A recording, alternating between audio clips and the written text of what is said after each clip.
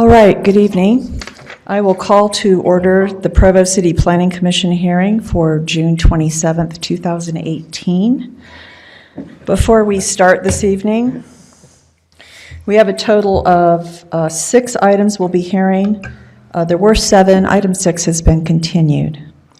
Those items on the agenda that are marked with an asterisk require municipal council decision. The Planning Commission will make recommendations on those items. The items without an asterisk are presented to the Planning Commission for approval or disapproval. Before we start tonight, we'll have a prayer by Mr. Rowan and the Pledge of Allegiance by Mr. Smith. Our Father in heaven, we give thanks for the opportunity that we have to meet together as a community tonight to discuss these items, these proposals. We pray that we might carry out our conversation with civility, help us to listen to one another. We also wish to express at this time thanks for the community in which we live. We're grateful for the beautiful area that we call home. We're grateful for the support that we receive from each other, the way that our city provides us with the opportunities to pursue our interests and relationships, and we pray that we might continue to ensure and work hard to make sure that our city is a place that provides equal access to all people for pursuing their dreams. We offer this prayer in the name of Jesus Christ. Amen. Amen. Please rise and join with me in the Pledge of Allegiance. I pledge allegiance To the flag of the United States of America and to the republic for which it stands, one nation, under God, indivisible, with liberty and justice for all. Thank you.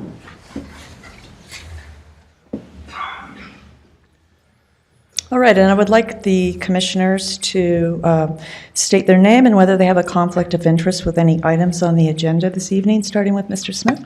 Brian Smith, no conflicts. Deborah Jensen, no conflicts. Jamin Rowan, no conflicts. Dave Anderson, no conflicts. Thank you. All right, item 1, the Planning Commission will review that was our study session. Item 1, Utah Community Credit Union requests project plan approval for a 3-story office building and a 1-story storage building located at 1531 North Freedom Boulevard in the General Commercial CG Zone. This is in the Carterville neighborhood, and Aaron Ardmore will present this item. Okay, thank you. The first thing I'd like to note is in your staff report, under neighborhood issues, I reported that the neighborhood chair had gotten back to staff and supported the project. Since the report was written, there were a few concerns that came to me by email today or yesterday. And we'll go over those and how staff thinks those are addressed. So this is the site on North Freedom, the site of the old bus depot for the school district, which has started in their demolition and has moved to South State Street. The applicant proposes to build a 3-story office building here against Freedom Boulevard, and then a storage building, a single-story storage building in the rear of the lot. There would be entrance here on Freedom and here, and the main entrance for public would be on the north face with 3 drive-up banking windows on the west side. Their parking, if you reviewed the findings of fact, they've gone above what is the minimum requirement for the uses that they propose. They've met the landscaping standards and the lighting standards mentioned in Provo City Code. One of those concerns was the lighting. If you go back to the aerial, you can see there's residences back here. So I think there was some concern with site lighting, parking lot lighting, bleeding into those residences. the lighting report or the lighting plan was reviewed by staff and was found to meet code. So that shouldn't be an issue as long as they build to their plan. The other issue that was brought up to me today was the height of the building, which falls under or well within the allotment for the zone, for the general commercial zone. I think those were the main concerns that I remember from the email that was sent to me today. But you can see here on the elevations, this elevation is facing Freedom Boulevard, so they'll have their banking space on the first floor and then leasable space on the office space on the top 2 floors. Staff has reviewed this. It's gone through coordinator review committee. I think there's just one minor issue with one of the street trees being a variety that needs to be changed. Pretty minor at this point, but staff would recommend approval for this project. I believe it's a good addition to this part of our downtown area. Thank you. Any questions for Mr. Ardmore from the commissioners? Mr. Rowan? Did they go above the parking requirement simply because of the size of the lot, or do they feel like they'll use all those parking spaces? The applicant might be able to address that. I assume Okay. it's based on tenant need. Yeah. Any other questions for Mr. Ardmore?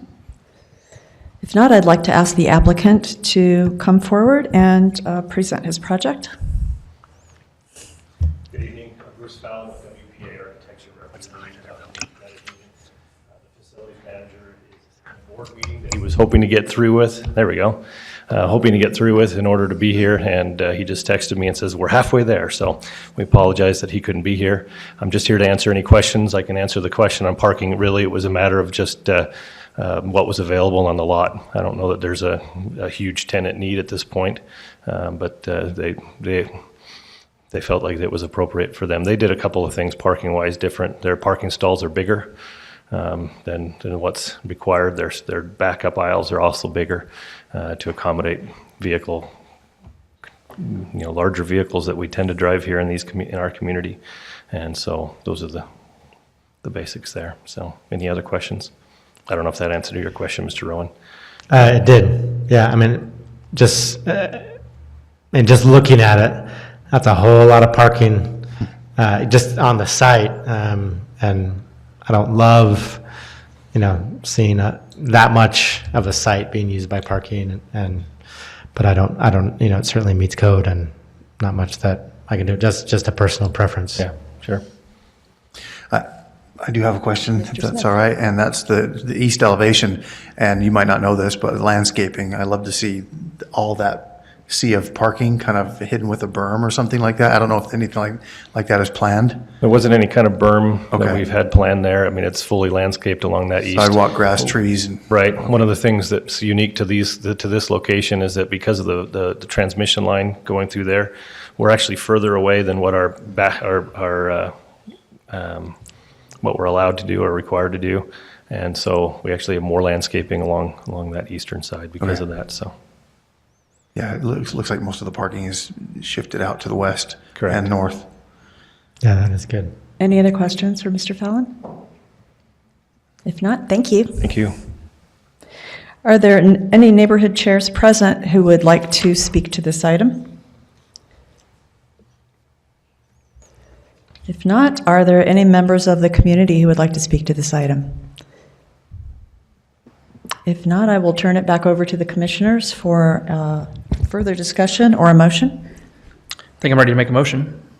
Thank you, Mr. Anderson. I move that we approve the Utah Community Credit Union request for project plan approval for a 3-story office building and a 1-story storage building located at 1531 North Freedom Boulevard. Period. Second. Seconded by Mr. Smith. All those in favor of approval? Aye. Aye. Any opposed? No. So that is a unanimous approval for item number 1. Thank you. Item number 2, the Planning Commission will make a recommendation to Municipal Council for Item 2, VP Homes request a zone change from A1.5 to R1.6 PD for approximately 3 acres located at 1138 North Geneva Road to allow for a 12-lot subdivision, Lakeview Meadows. This is in the Lakeview North neighborhood, and Robert Mills will present this item. Thank you very much. So just to give a little bit of background, this is the project location. You'll see that it fronts the front runner railway line to the east.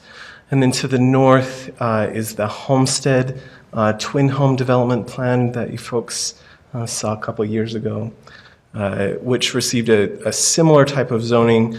That area is actually zoned R2 PD. And so the applicant is, like we were mentioning, requesting a zone change. It's currently zoned A15, so in the agricultural area, and they propose to go to an R16 PD. The PD stands for Performance Development Overlay, so they can have a little bit of flexibility in how the lots are arranged on the property. The associated development consists of 12 single-family home lots that are arranged in a similar fashion to the adjoining twin home development, maximizing the area of the site and then adding some area for open space and stormwater detention. This is a site plan of the proposed subdivision that the applicant has submitted that just gives a little bit more detail. They are using 3 acres of the approximately 5.9 acre lot. So the property owners will retain their home, and then you can kind of see how there's an easement on the property and how it might connect in the future to the existing connection from the Homestead twin home development. These are just some examples of a range of product types that the applicant is thinking about providing on the site. They haven't, and I'll let the applicant speak more to this, but they haven't specifically set a home design or anything like that. But this is what they provided just as a reference point to us. So staff was able to review the application, and the applicant has been working with staff for quite some time. Staff receives quite a few proposals for development projects on the west side of Provo, and so this one has been going on for quite a while. There are a couple key issues that I just wanted to go over really quickly. The applicant did present the zone change and the associated subdivision to the Lakeview North neighborhood on May 31st.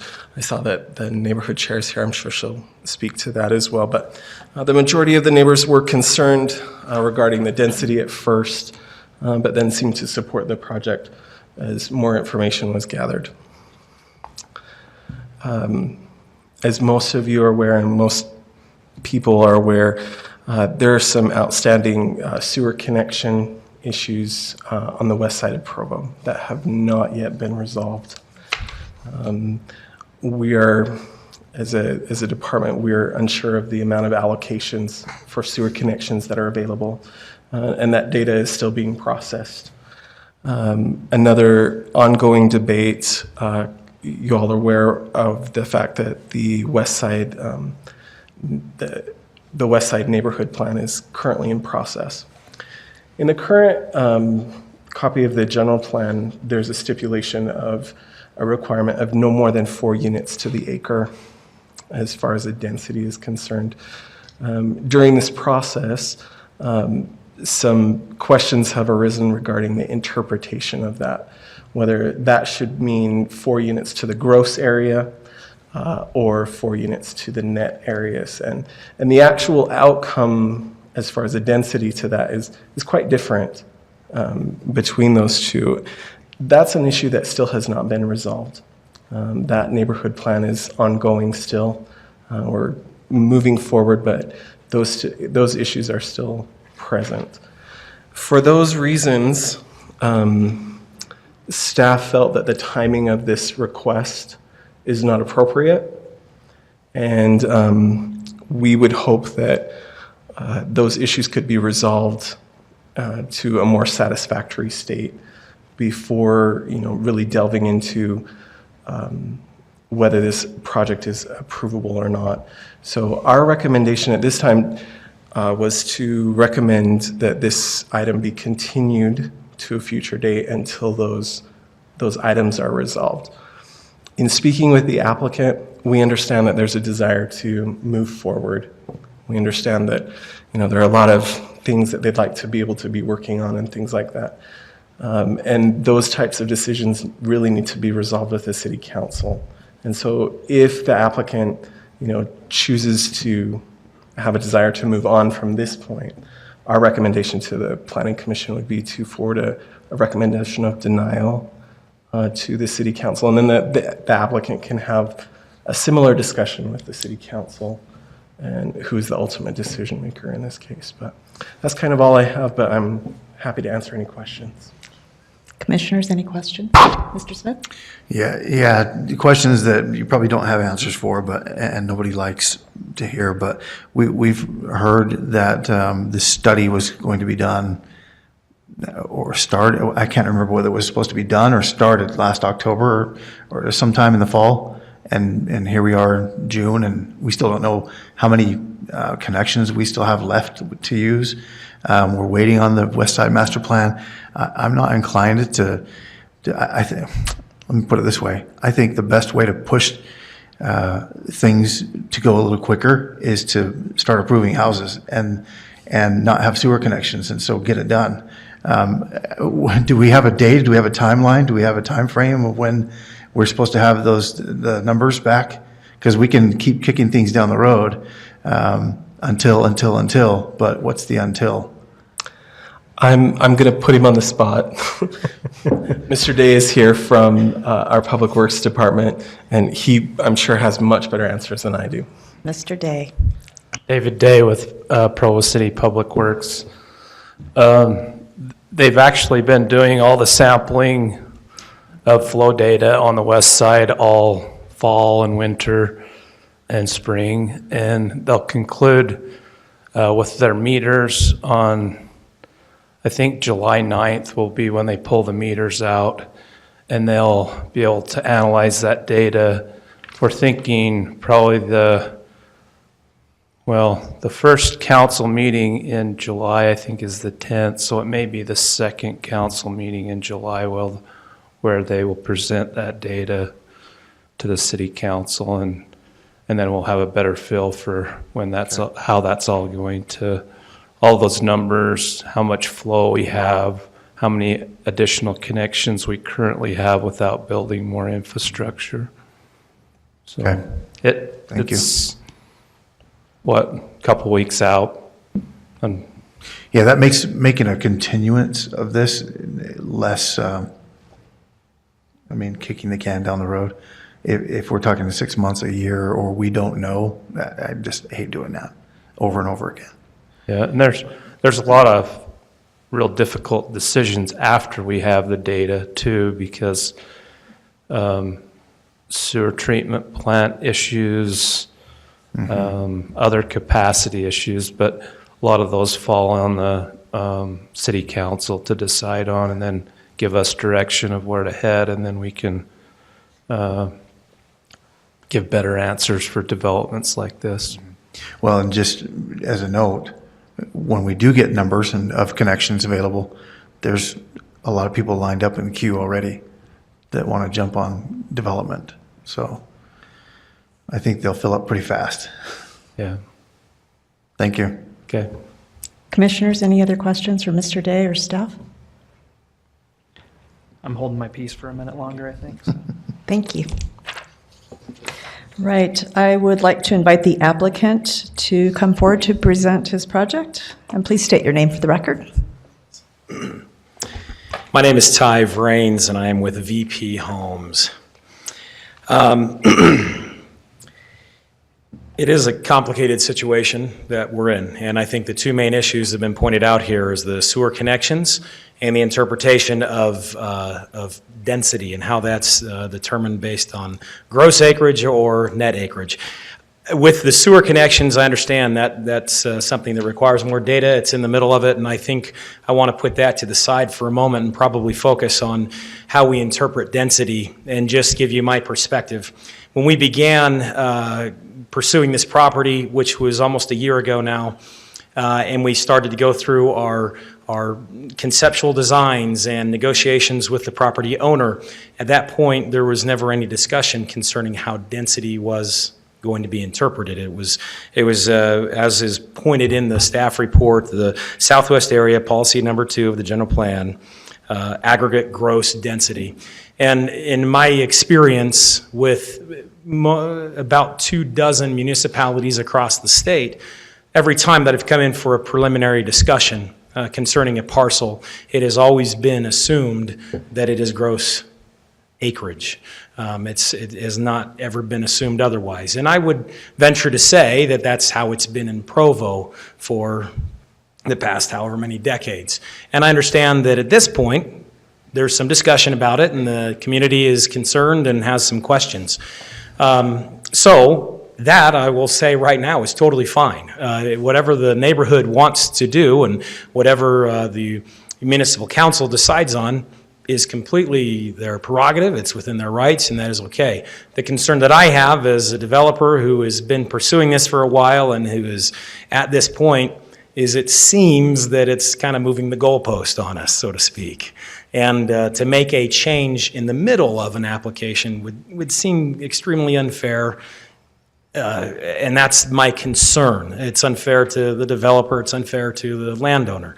Now, I think my suggestion and my request is if a change is going to be made, that's totally fine. Hopefully that it would be understood that that change would be at a particular date and it wouldn't affect things that have already been pursued for almost a year now. So really the request is saying, Planning Commission, we're here for a zone change, and that's what we're requesting. We comply with the general plan. In fact, our density is really, it's not nearly as dense as the Homestead project. We're requesting a single-family residential detached performance development overlay. This is something that when we presented it to the neighborhood, as Robert pointed out, there were some questions. We worked through that in this meeting that was well attended with probably 25-plus people. And when an informal and non-binding vote was taken, there was no one who was opposed. I think the neighborhood was very, they liked what they saw. They liked what they saw from terms of some of the possible product. They liked what they saw in terms of the layout. And it was understood. So as we're here, that I think is a real important point to make. But really what it comes down to is the request that we're making to the Planning Commission is approval of the zone change with the condition understood that the sewer connections, they have to be there no matter what. But I'd like to move forward. I'd like to not kick the can down the road, so to speak, just to try and get our project moving. All the while making the assumption that the municipal council is going to make whatever determination they're going to make concerning how density is interpreted, but assuming they're not going to make it kind of an unfair process. I don't want to use that word, but I can't think of a better one, to people who are already in the system. Does that make sense, or any questions concerning that I'd like to answer? Any questions for Mr. Vrain? This might be for you, Mr. Vrains, or for the staff. What's the difference between if you go by net or gross? What does that equate to as far as number of units and things like that?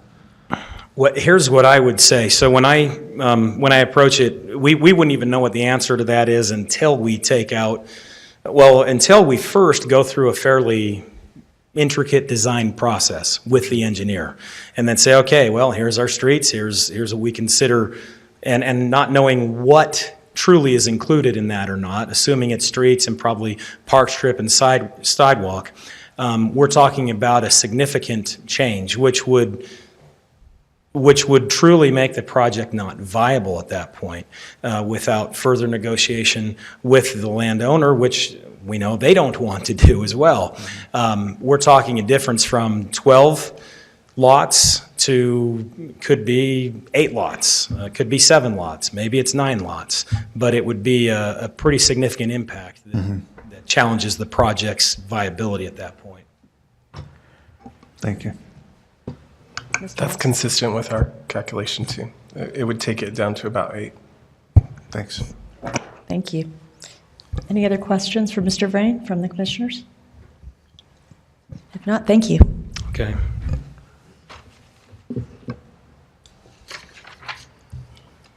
All right, is the Lakeview North Neighborhood Chair present? If so, please state your name and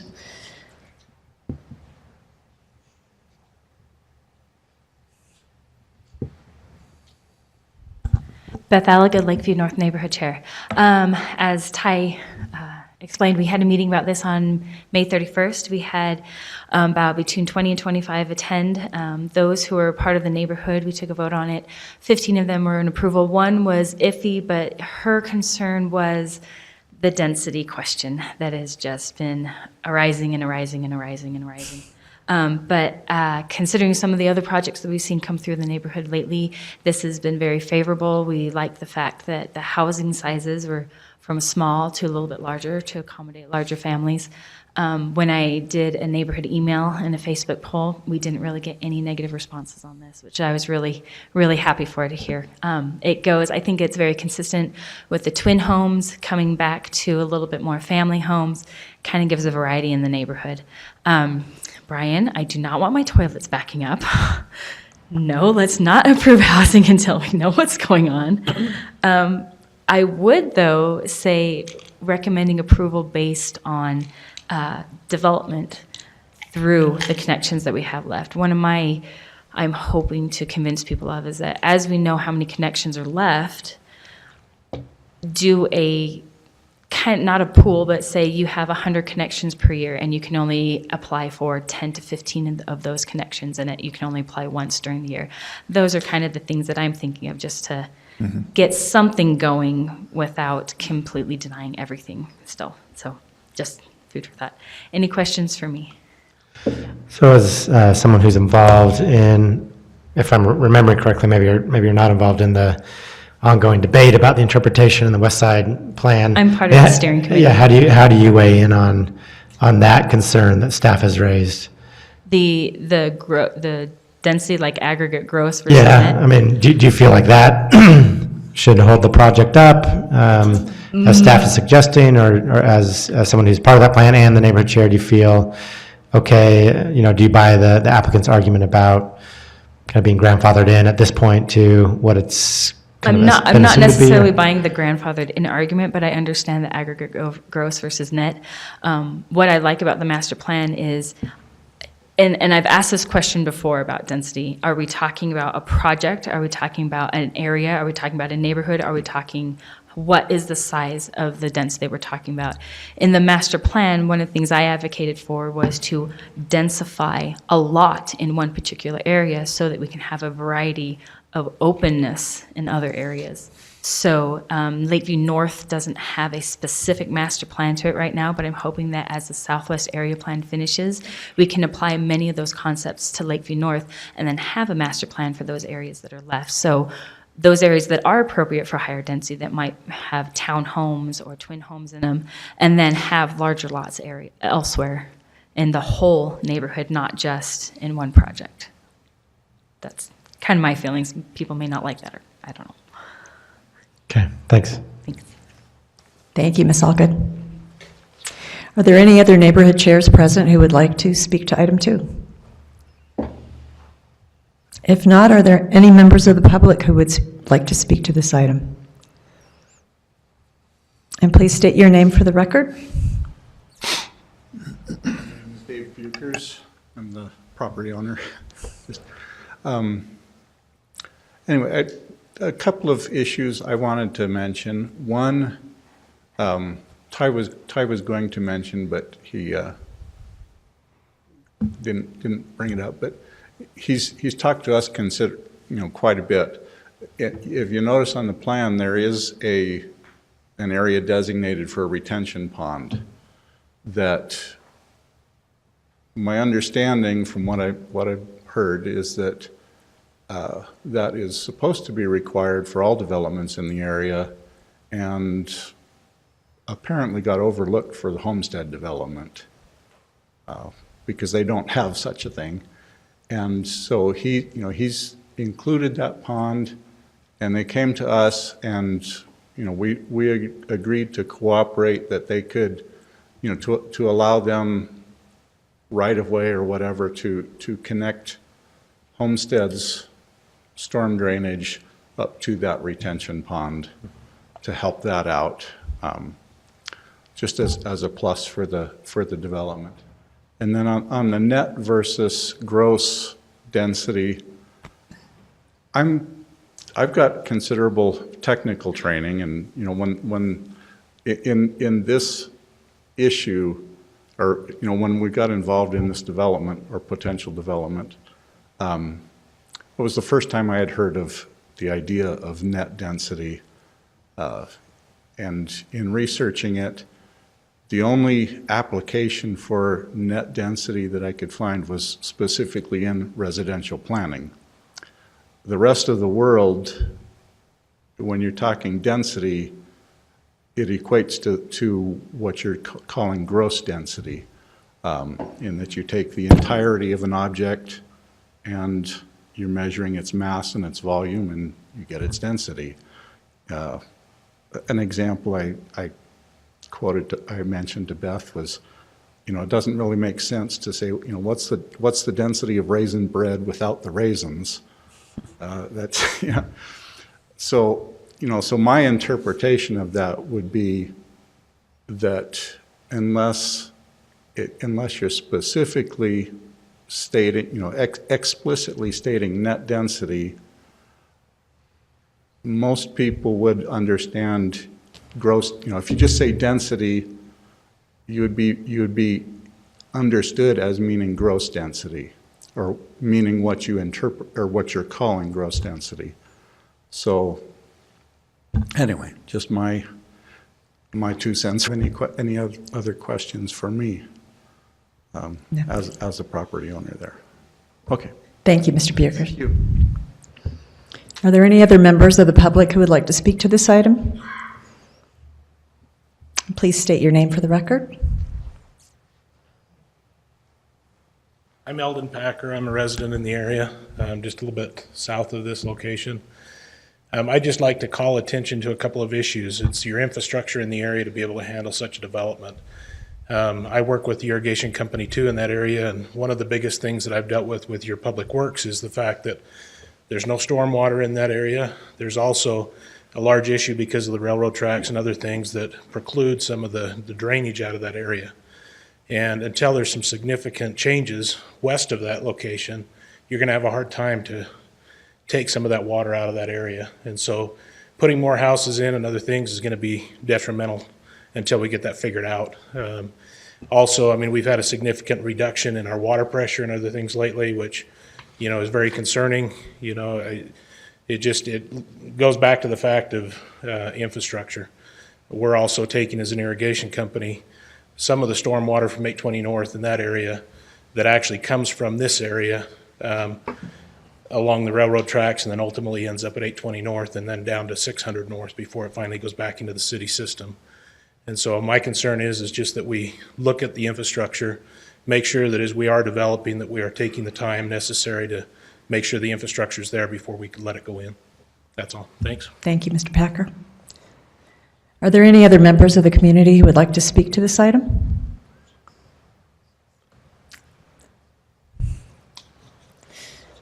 Mr. Vrains? I wasn't sure if I was going to be invited back up again.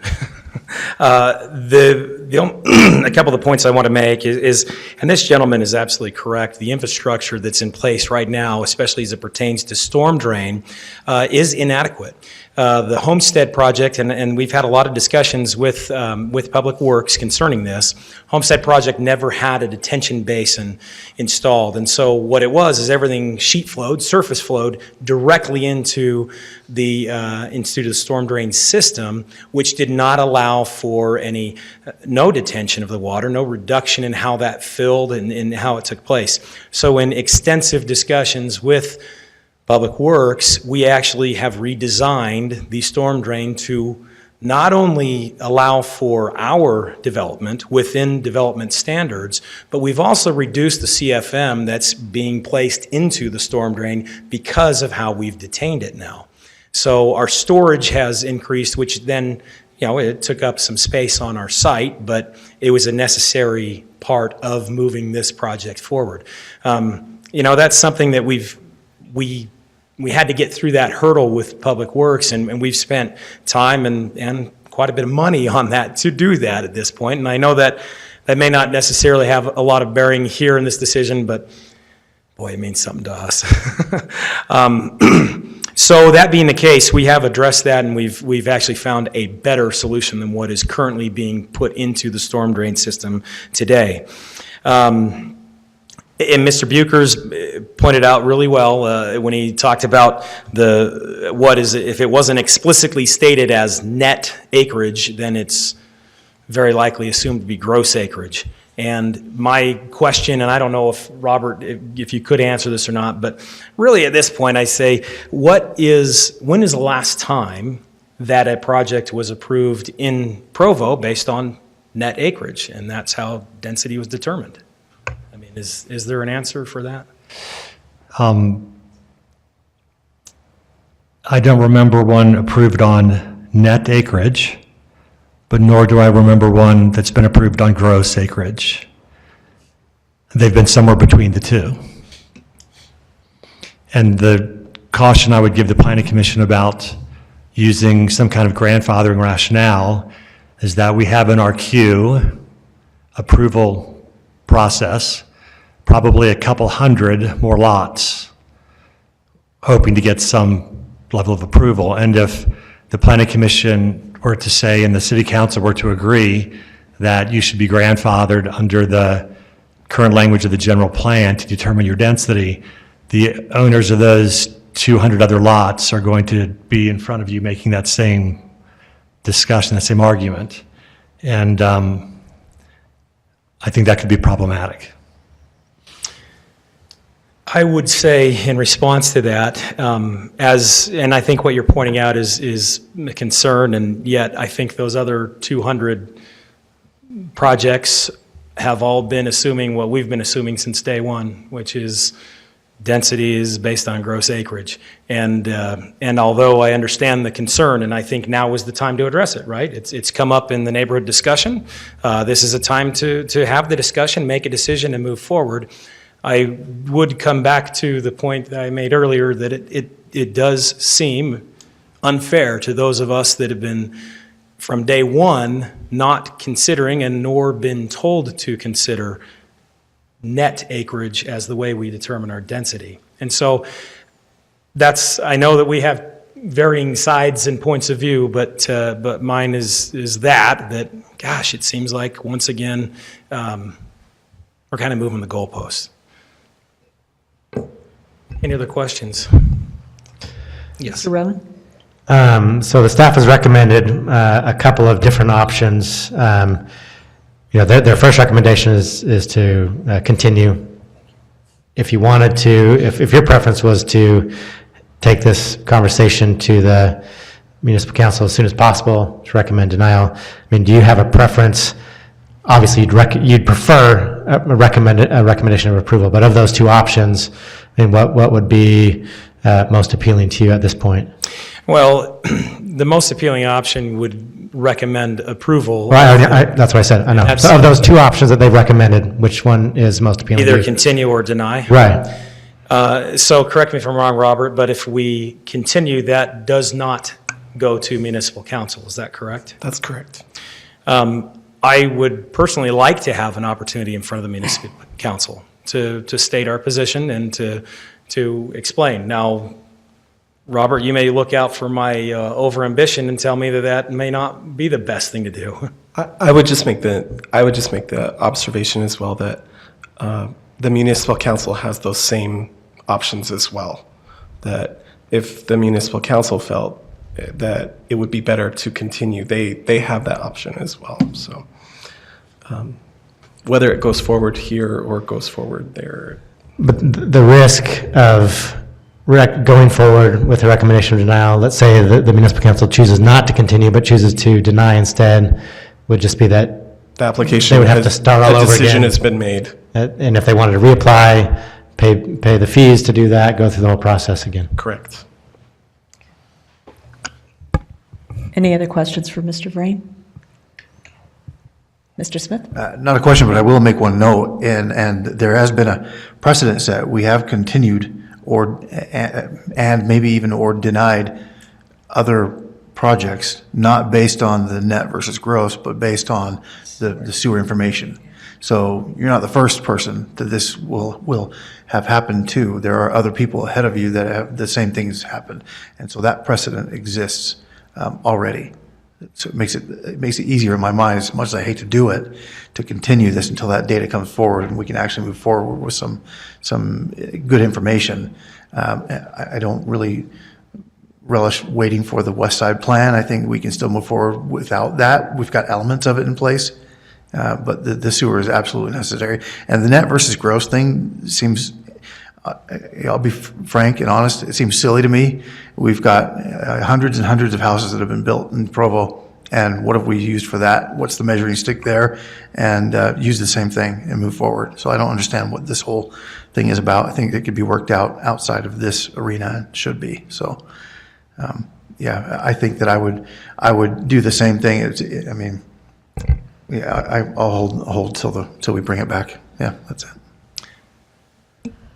And one last comment is I mean, our request for the zone change is consistent with the language as it stands today in the general plan. So that's where we're coming from. Any other questions? No, thank you. Thank you. All right, I will turn this back over to the commissioners for further discussion. Mr. Anderson. Thank you. I'm just going to speak for myself for a second. Relative to the sewer question, I don't think I could be more frustrated. In the meeting that we had in the fall where we had Public Works come, I felt like we were essentially told there were some things that really weren't the Planning Commission's business and we didn't need to worry about. And here we are 9 months later, with that issue before us. And, present company certainly excluded. It's frustrating. Given the investment that the community's made for a very long time in staff, to now have a problem that we're faced with that doesn't seem to be getting resolved very quickly. So I think that's enough on that. But again, that's frustrating. For me, the question of net versus growth really is germane to development on the west side, and a question for Mr. Pepperoni. The proposed west side master plan that contemplates a conscious shift, I think, from gross to net. Is that right? Yes, that is correct. But to be fair, let me state that this property is not within the study area of the West Side Plan, but the goals and policies that come out of the West Side Plan, we expect will apply to the entire West Side. The reason the whole issue of gross and net came up was that, and Ms. Algood, if you listen carefully and correct me if I misstate anything, over the last many years, developers have come forth with projects that are at 4 units to the acre gross because that's within in the general plan, just like this gentleman is saying. But by the time you take out our city roads, which are quite wide, you end up losing about 30% of the property. So the difference in that is 2.8 units to the acre versus 4 units to the acre. It's significant. At 4 units to the acre, you end up with a lot of 6,000 square foot lots. Mm-hmm. And I've been in many, many neighborhood meetings on the west side where the neighborhood does not react well to 6,000 square foot lots. Now it seems like this gentleman has had a little bit different reception up in this area, and that's good.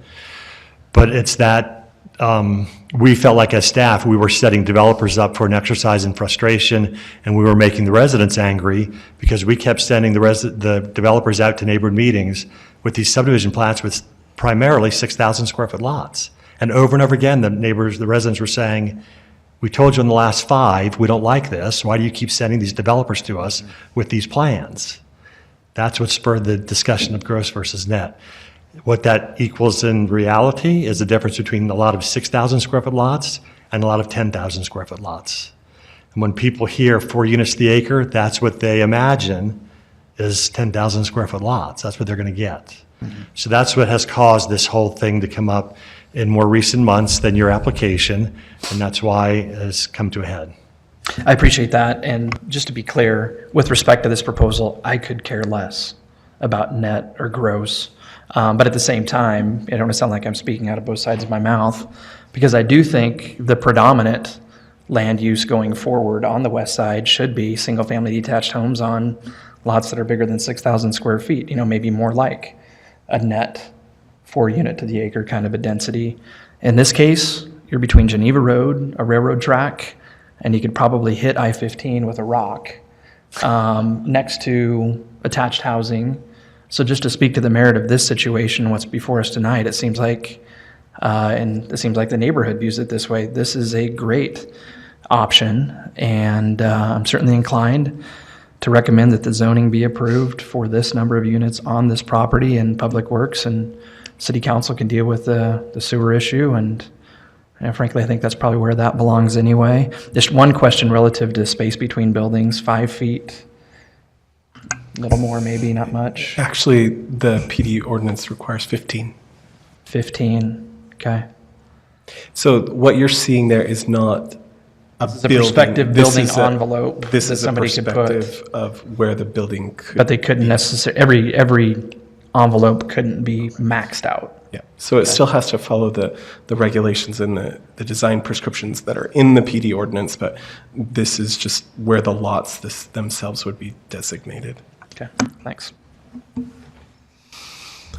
So Mr. Anderson, you're less concerned about the implications down the road that Mr. Pepperoni raised for the 200 or so, because you feel like this is a unique enough situation that sitting up here in a couple months, we could point that out. Hey, this was a...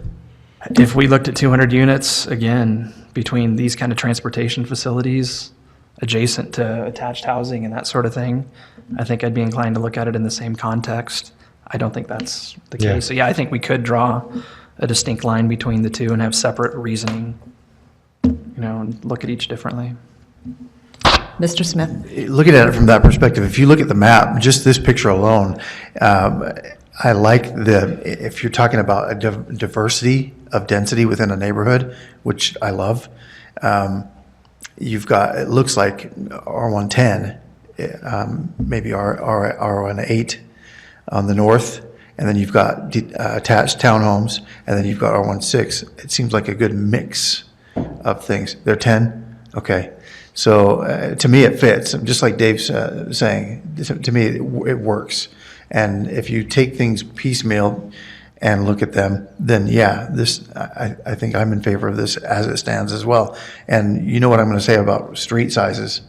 There's a way to fix the gross versus net thing, is reduce the size of the streets. Cut them in half. We don't need a fire truck to do a U-turn in the street. And that's a joke, but yeah.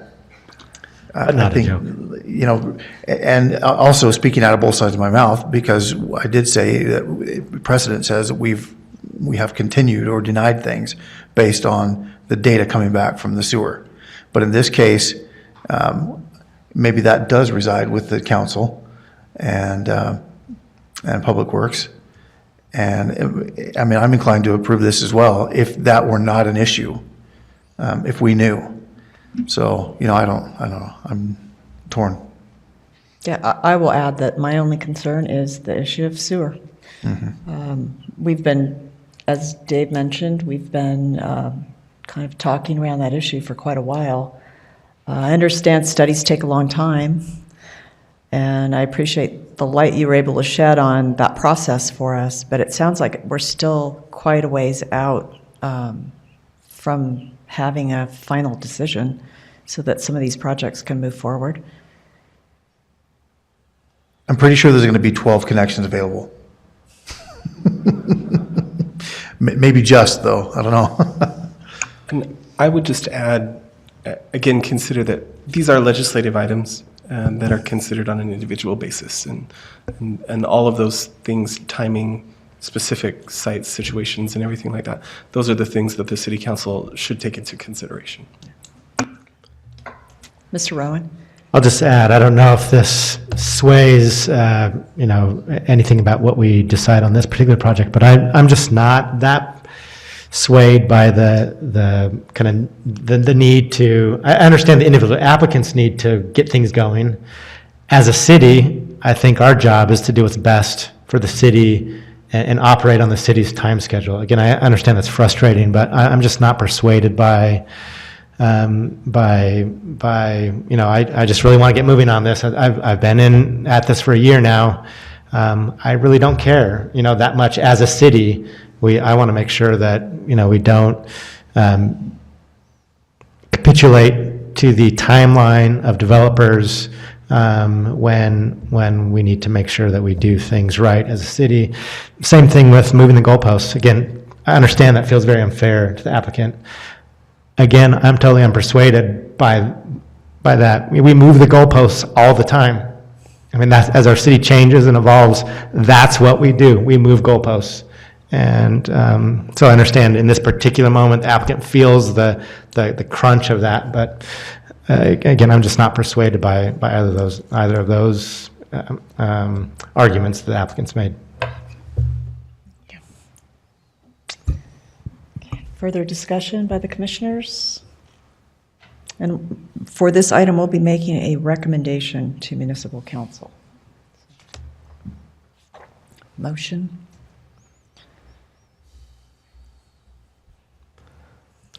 Commissioner Smith, you're not going to, I mean. Yeah, my inclination is to. Can I make a quick interjection? If the commissioners choose to make a motion that's different from the staff recommendation, that's completely fine. It's just important to state new findings. Important to state new findings. What do you mean by that? To support your decision. That support the that supports, okay. support the motion.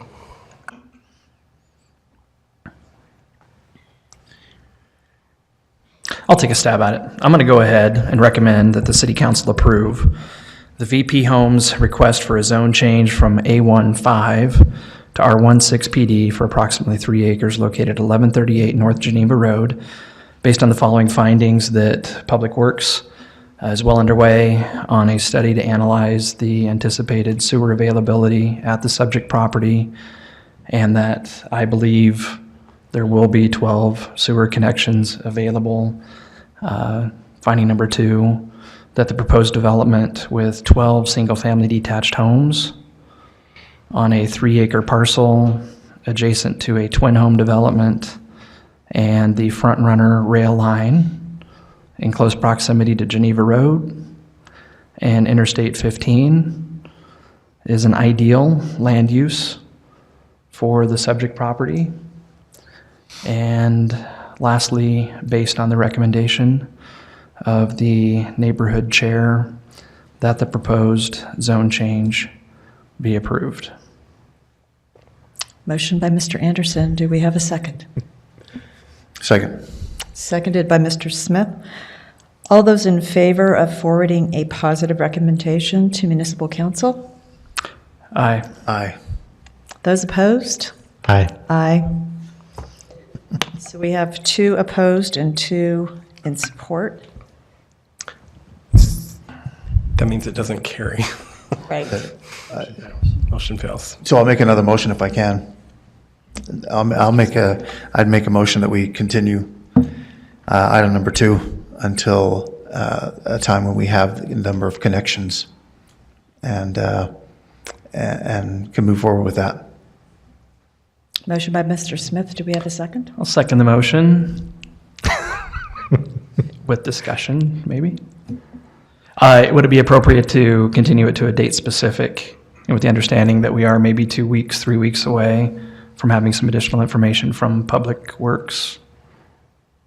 Okay, I mean, are we specific enough on a timeline to say by the last meeting in July or the first meeting in August Of municipal council. of, well, it'd come back to the planning commission, wouldn't it, if we continue it? Yep. Yeah. Let's hear from Public Works. What do you think, Dave? Mr. Day? I would suggest your last meeting in July.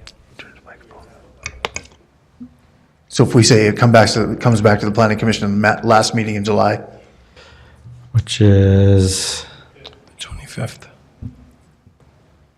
July 25th. 25th. July 25th. Okay, I'll add that to my motion. Thank you, Mr. Day.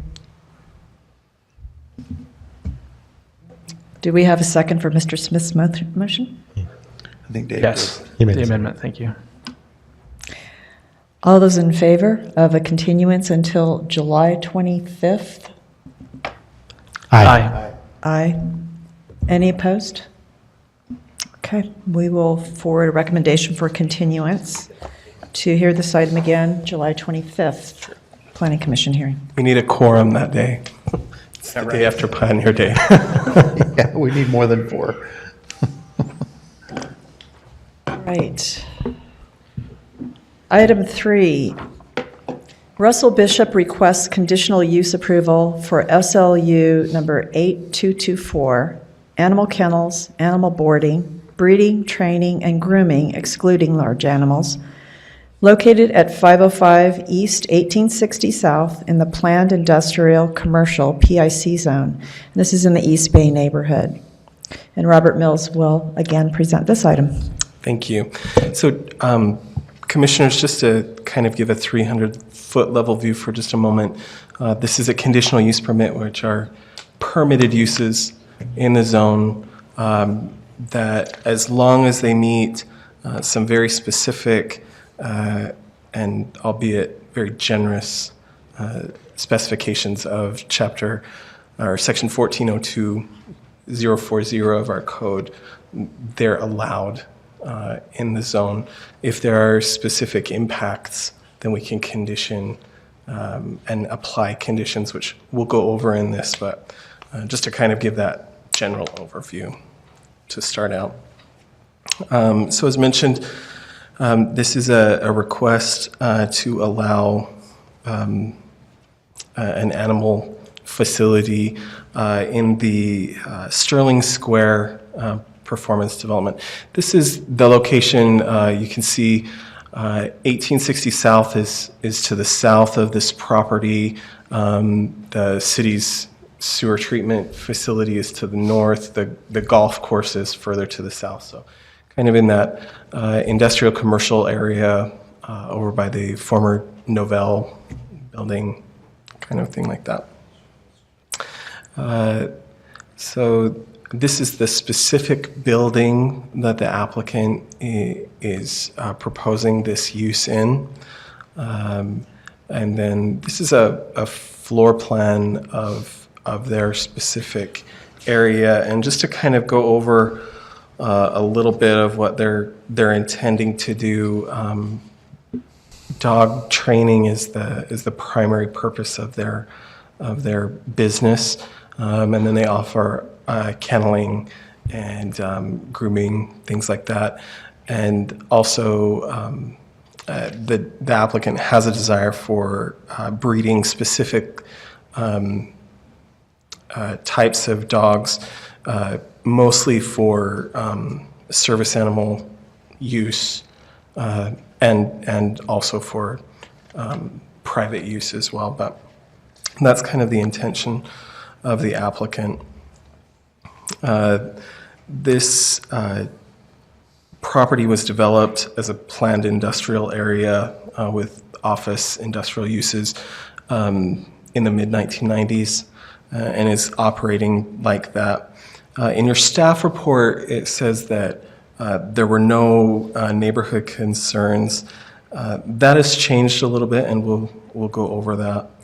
But this is just to kind of reiterate, this is a permitted use in the PIC zone with an approved conditional use permit. 12 off-street parking spaces are associated with this property. In red, you can see that there are 7 circled, and then additionally, these 5 are also available to the applicant because of the area in the building that the applicant has put under lease. So they more than meet the off-street parking requirements for such a use. Staff recommends that this item be approved with the following conditions. The facility shall be air-conditioned and soundproofed. These are specific conditions to this use that are found in our ordinance, and they're just listed here for reiteration purposes. Animal noise shall not be audible to the nearest property line. No on-site burial of dead animals.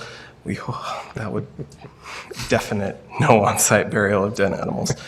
Group training classes shall be limited to the number of off-street parking stalls assigned to the tenant space minus employee parking, and any associated signage shall conform to the requirements of Chapter 1438. Additionally, this morning I received a telephone call from legal counsel from the building here. So the Rocky Mountain Medical School has an office here.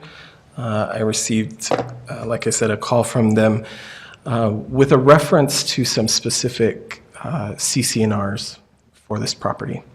In those CCNRs, it specifically prohibits any type of animal use to be on the property or anything like that.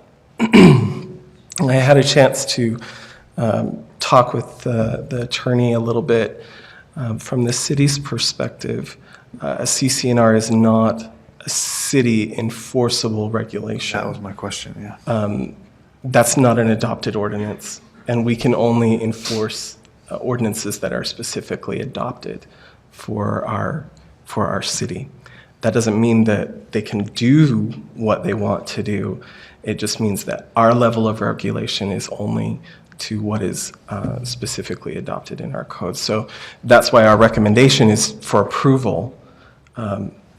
Our code allows them to do what they want. And then they can work their CCNRs out by themselves. Yeah, that's a civil matter. So In my estimation, there's no way they could comply with number 2. Animal noise shall not be audible at the nearest property line. I don't see how dogs are loud. Soundproofing of the building or things like that. So, Okay. but Does staff have that's any- basically all I have. So questions? Sorry. Any questions for Mr. Mills? Yeah, briefly, so this is just for that one building. And then all the other buildings around it can be medical school buildings, they can be University of Phoenix again, or they could be a children's napping place or whatever it wants to be, right? And you've got dogs and animals and things being trained right there. Or whatever, I'm not against that. I think that's fantastic. I can take my dog there. He needs some training. But it just seems awkward. That's all. Yeah, again, just the wide variety of uses that are allowed in the PIC. And the other thing is it says car sales in the recommendation. Unless I have an old one that hasn't been updated, based on the foregoing findings of fact and staff analysis, staff recommends approval of the requested conditional use permit for used car sales with the following conditions. So I think that wording was just copied, pasted, and not changed. So whoever makes the motion, make sure you don't say used car sales. Used dog sales. That's a typo, definitely. Okay. Any other questions for staff? Does staff have any concern about just a condition that the applicants conform to any deck agreement, CCNRs, anything like that? Okay, that's putting a toe in the water at least.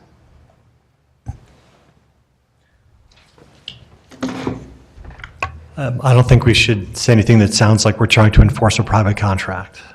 CCNRs are a private contract between property owners that we just don't have the power under state law to try to enforce ourselves. Okay. Any other questions from the commissioners? Thank you. Right, I would like to invite the applicant, Mr. Bishop, to come forward and present his project. Thank you for having me. My name is Russ Bishop. I'm the owner and the CEO of Malagate Kennels, the dog training facility here.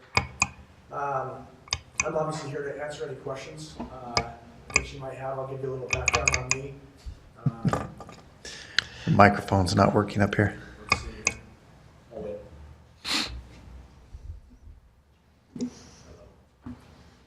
Yeah, Deborah's button up here isn't able to activate Right it. up.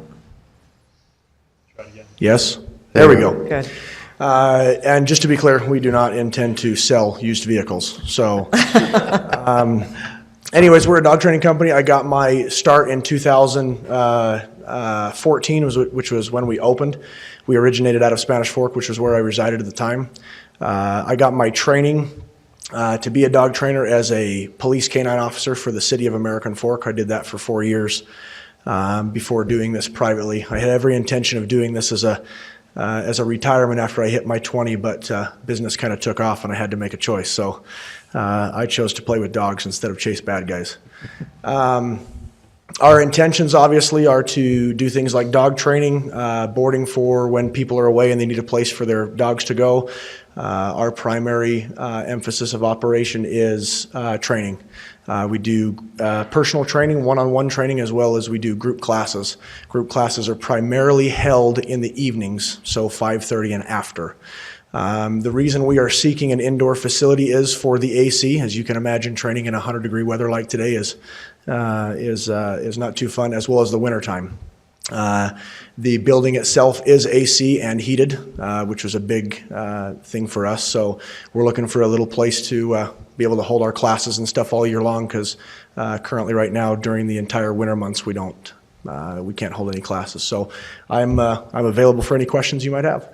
And just to clarify, I did get word right before this hearing that the owners of the Sterling Square are going to amend the CCNR and going to allow animals.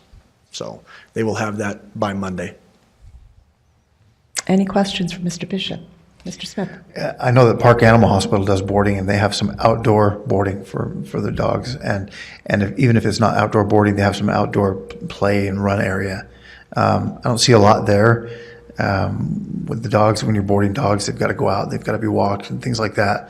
What's the plan for that? So if you look there, the spot right there that says 505 East, that's going to be primarily used for training. The 525 East, which is 1,800 square feet, is going to be used for boarding. And we're going through a bunch of variations and plans. As you can see over here, the 1,800 square feet right there is going to be used exclusively for boarding. We'll have, right now as it looks, we're going to have about 20, upwards of 20 kennels in there. And then which will still leave us, if we do 5 by 5 by 6 feet tall kennels, that will still leave us a small play area indoor for the dogs to run around, stretch their legs and stuff like that. And obviously with city's approval, there's also, if you exit the building and you go straight out and you were to head west, there's a walking trail right there that we've looked at as a possibility to take the dogs out for a walk. So it's off-site. Any other questions? No. Thank you very much. Thank you, ma'am. Okay, is there a neighborhood chair from the East Bay neighborhood present that would like to speak to this item? If not, are there any other neighborhood chairs who would like to speak to this item? Any members of the public who would like to speak to this item? And please state your name for the record.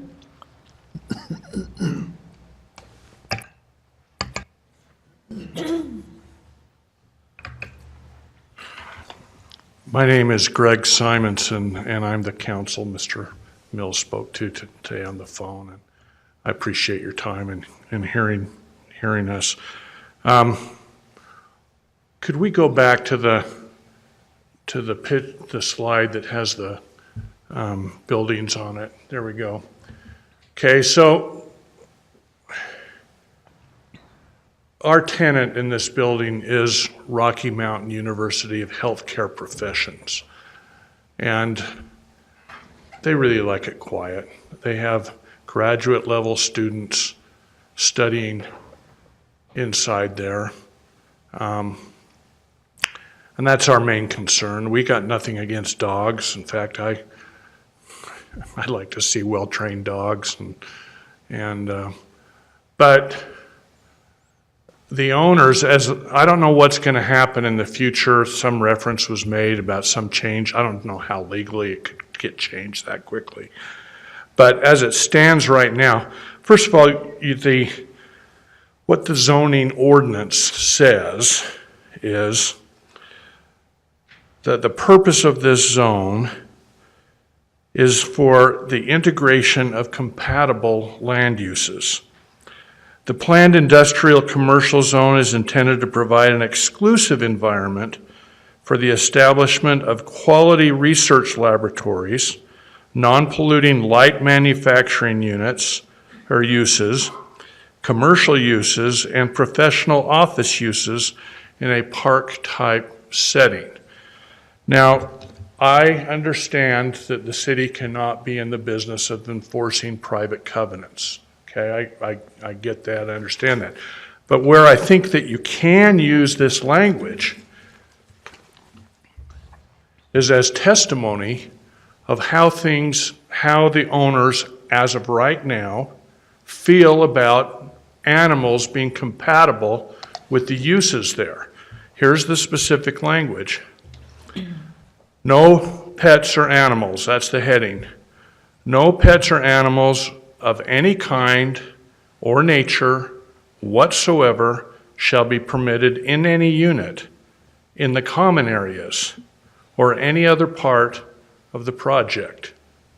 So I think that's pretty good when you've got all the owners that have voted that as their CCNRs, and that's the recorded CCNRs, that you can accept that as testimony as to how the owners, as of right now, feel about this compatible use. Now, I do think, as Mr. Mills indicated, that you have the right. Can I go over a few moments? Please continue. Thank you. I think that you do, as Mr. Mills has indicated, you do have the right to look at the conditions.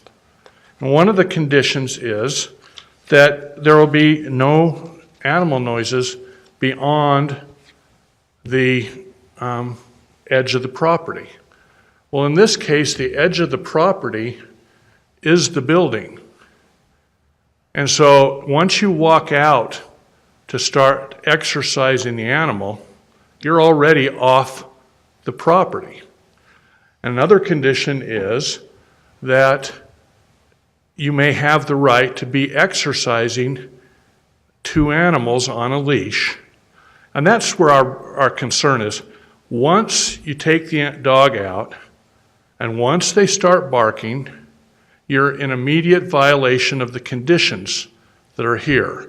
I think we'd have much less objection or concern, because it is supposed to be soundproof, if all of the actions were going on inside.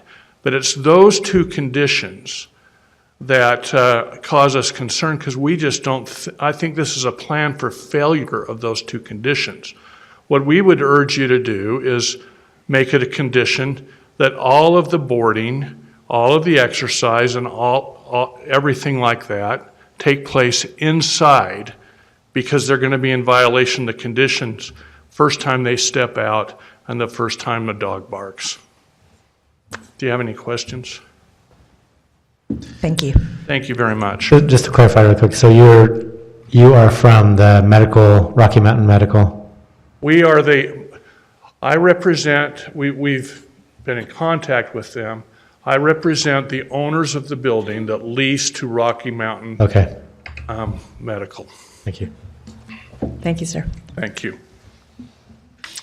Are there any other members of the public who would like to speak to this item? Please state your name. Hi, I'm Dr. Isaac Bott. I was not requested to come tonight. I grew up with Oliver down in Emery County. I am a veterinarian and I own Mountain West Animal Hospital in Springville. And I just want to speak briefly about the capacity that Russ Bishop has as a dog trainer. His skill set is much different than any trainer that I have ever seen. And I refer all behavior problems that I see at my clinic to him. And many dogs that would have otherwise been euthanized have been corrected. And his form of training doesn't exist anywhere down here in Utah Valley, in my opinion. I think he would be a tremendous asset with that. The other thing I wanted to mention, from a veterinary standpoint, many boarding facilities are exclusively indoor. So going outside for a dog is not, a vitamin D requirement every day. I kind of had that impression from what was just said. Anyways, just want to reiterate, the Maligator Kennels provides a unique service, and in my opinion, they're the best in the state. Thank you. Thank you. Are there any other members of the public who would like to speak to this item? Hi, my name is Jamie Johnson. I live in the Sunset neighborhood. I just wanted to speak on behalf of Maligator Kennels. I have been associated with them for 2 years. And as a born and raised citizen of Provo, I want to tell you guys why I would like them to be a part of our community and why we need them. And there's one word I can think of, and that's hope. Hope is the beginning of our progress, and I have seen these trainers give hope to every dog owner they meet.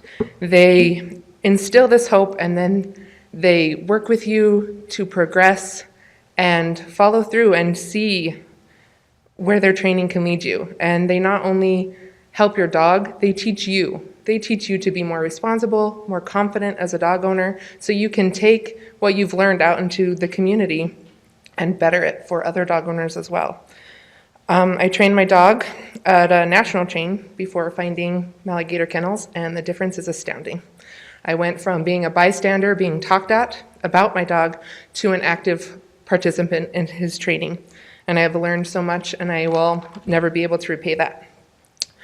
I've been through Maligator Kennels basic, intermediate, and advanced training, and I've taken the advanced training 3 times, not because we have failed, but because Russ Bishop continues to progress his program, and you want to return, and he encourages you to return and match that level with your dog, and he knows you can do it, and he encourages you to rise to the occasion.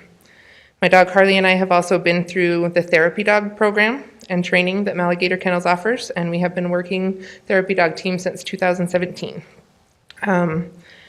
We have taken our dogs into schools and into care centers, and also have represented on a national level. These dogs are unparalleled. They are superior, and it is a humbling experience to be in their presence and watch them serve the community. Maligator Kennels training has helped me build bridges in my neighborhood where I would have children running and screaming in fear from my dog. I reached out and used some of the Maligator Kennel therapy dogs to build bridges and teach more about dogs, and now we get greeted by those same children with highs and pets.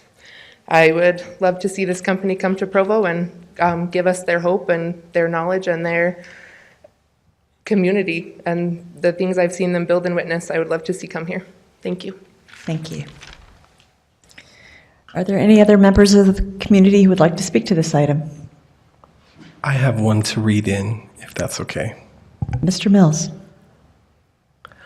This is a citizen that we received an email from that I was requested to provide for testimony. This is Dr. Michael Skurja.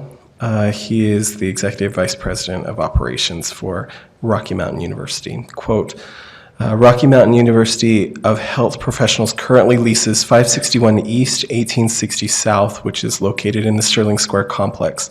We do not support the request from Russell Bishop to use 505 East 1860 South for animal kennels, animal boarding, breeding, training, and grooming. The Sterling Square CCNRs specifically prohibit this type of use. Furthermore, Mr. Bishop has not contacted either the university or, to my knowledge, the Sterling Square Governing Board about this proposal. Please do not grant this permit. Thank you, Dr. Skurja. Close quote. Thank you. Were there any other members of the public who would like to speak to this item? My name is Aminetti. I've been a resident, grew up here in Provo most of my life. My experience with Maligator Kennels has been wholly and totally positive. I appreciate that there are some significant concerns when it comes to noise for all of the people who are around Maligator Kennels. I know that with the 4 dogs that I have trained through their program, with their company, it's been nothing but positive experiences. My neighbors have all expressed concern to me personally of, are your dogs going to bark? Are they going to make noise? Or all of these things. And I've been able to, excuse me, reduce my lifestyle's impact on my neighbors utilizing their training. I know that is something that has always been a concern to me since I didn't grow up as a dog person. I just kind of introduced to it by my wife.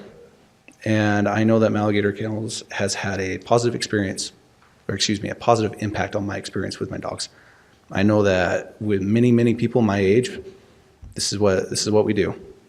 And there's a lot of people who are my age in Provo right now getting dogs. And I feel that having a professional training company with the level of experience and expertise, especially that Maligator Kennels brings, can be a positive impact on our community. That's all I have to say. Do you have any questions for me? Thank you. Thank you, ma'am. Are there any other members of the public who would like to speak to this item? My name is Marcia Dibble, and I have been a customer of Russ Bishop's for about 2.5 years. He has had a huge impact in my life, not only personally, but also professionally with my husband in every aspect of my life. In that, I have gone through every training that he offers, basic, intermediate, advanced, as well as therapy dog training. I am a certified therapy dog handler. My husband is a certified therapy dog handler. We do represent Maligator Kennels within this community, usually on a weekly basis. Because of his training, I was also able to register with a national organization, which is called Pet Partners. So we are able to walk out into this community, and because of what he has done for us and my dog and the training he has given us, we are able to really make an impact in the community, and that is really all I have to say. Thank you. Are there any other members of the community who would like to speak to this item?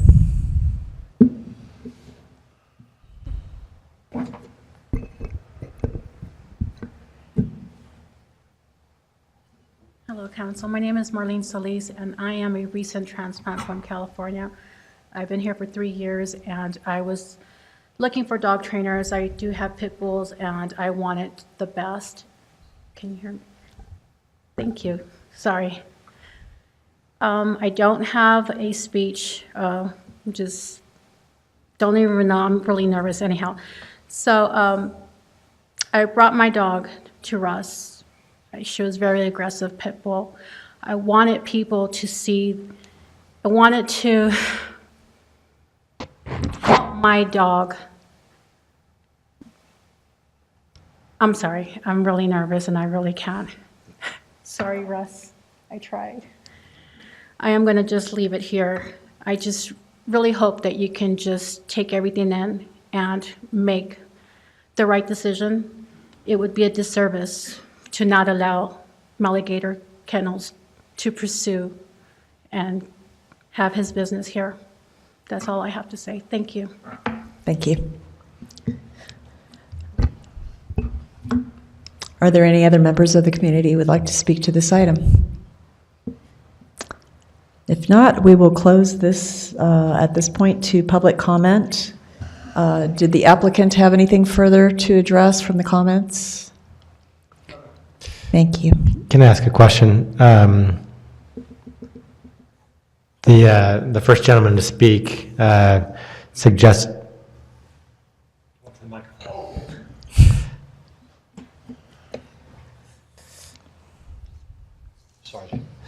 So the first public comment was recommending that you consider agreeing to keeping the dogs that boarded there inside rather than walk them on the path. Is that something you're open to, or would you prefer to have prefer to maintain the possibility of taking them outside? I mean, it's a thought that I had before he pointed out that, you know, the moment you step off, you know, beyond the walls, you know, the likelihood of noise is certainly very high. Just would love to hear your response to that suggestion. Yes, sir. Obviously, we'll follow whatever reasonable conditions the city would like to make. We want to be a positive influence on the community. We don't want to be a burden, especially to our neighbors. Like Dr. Bott was saying, as far as a lot of animal boarding facilities, they are all inside. It would be helpful for the dogs to be able to stretch their legs and stuff like that and get out on that walking path. But if the adjustment needs to be made, we do have the big warehouse area in there that we can let them run around for a little while. And if that's what you guys, if that's one of your stipulations, we'll follow it. So, thanks. Any other questions from the commissioners? No, thank you. Thank you, ma'am. All right, I will turn it back over to the commissioners for further discussion and/or a motion, and we will be approving, continuing, or disapproving this item. Conditional use, essentially that is a permitted use. I appreciate the conditions that staff's generated, and I think I'm ready to make a motion unless we want to talk about it. Mr. Anderson? Can I ask staff a question really quickly? You bet. This is just kind of more broadly about this particular area of that PIC zone. What's its current kind of state of economic vitality? I mean, obviously this building's empty that this particular applicant that Russell Bishop's hoping to use. Is it otherwise, you know, is it a thriving area? What's just the general state? I'm not sure I'm the best person to answer that, but when I was down there, there was a fairly high level of activity going on there. The building seemed to be well occupied. Mr. Bishop is not the first person that has made inquiry about this specific building and putting a use there. So obviously, if there is turnover, there's also demand. So I think that's the best way I can answer that. Okay, thanks. I'm just curious. Sorry, Mr. Anderson. Mr. Anderson. Okay. I move that the Planning Commission approve the proposed conditional use approval request to allow animal kennels, animal boarding, breeding, training, and grooming, excluding large animals at 505 East, 1860 South in the planned industrial commercial zone, subject to the conditions outlined in the June 27, 2018 staff report. Do we have a second? I'll second. Seconded by Mr. Rowan. All those in favor of approval of item 3? Aye. Aye. Any opposed? Okay, unanimously approved by Planning Commission.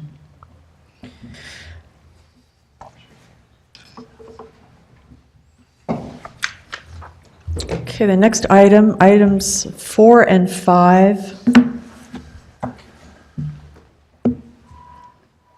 Would you like to discuss those together?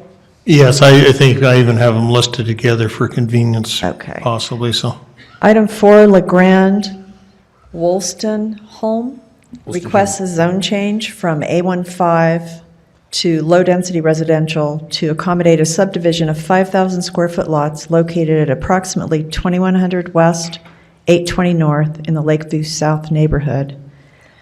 And item 5, LeGrand Wolstenholme, excuse me if I mispronounced that, requests concept plan approval for a 16-lot, single-family subdivision located at approximately 2100 West, 820 North.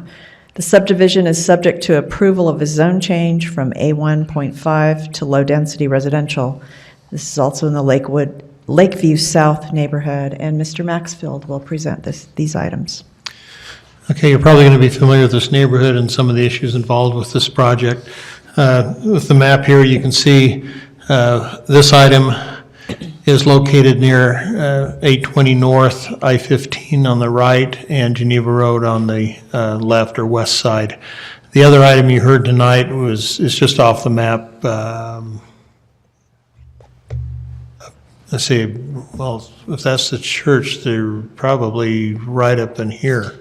I imagine it's on the top of the map, so they're about this far away from the previous item, if that makes sense.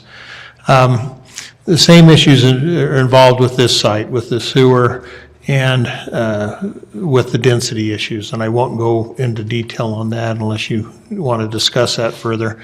The third item that does pertain to this site, unlike the previous one, is another study that is now in process, I believe, and maybe Mr. Day can address this more closely, but one dealing with the study of a new interchange on I-15 that's supposed to take place around 820 North. Again, no site's been selected, so we're not sure where that would be.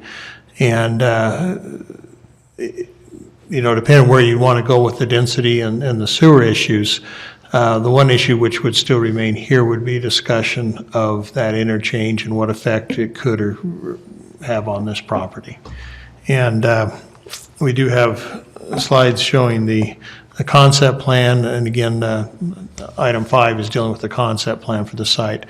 But this map outlines the current zoning in the site here in the yellow zone, the A1 zone. This shows the concept plan, which is just a simple subdivision street coming in with 5,000 square foot lots, a detention area, and just arranged in this manner. If you go back, it would connect up to the north in the future.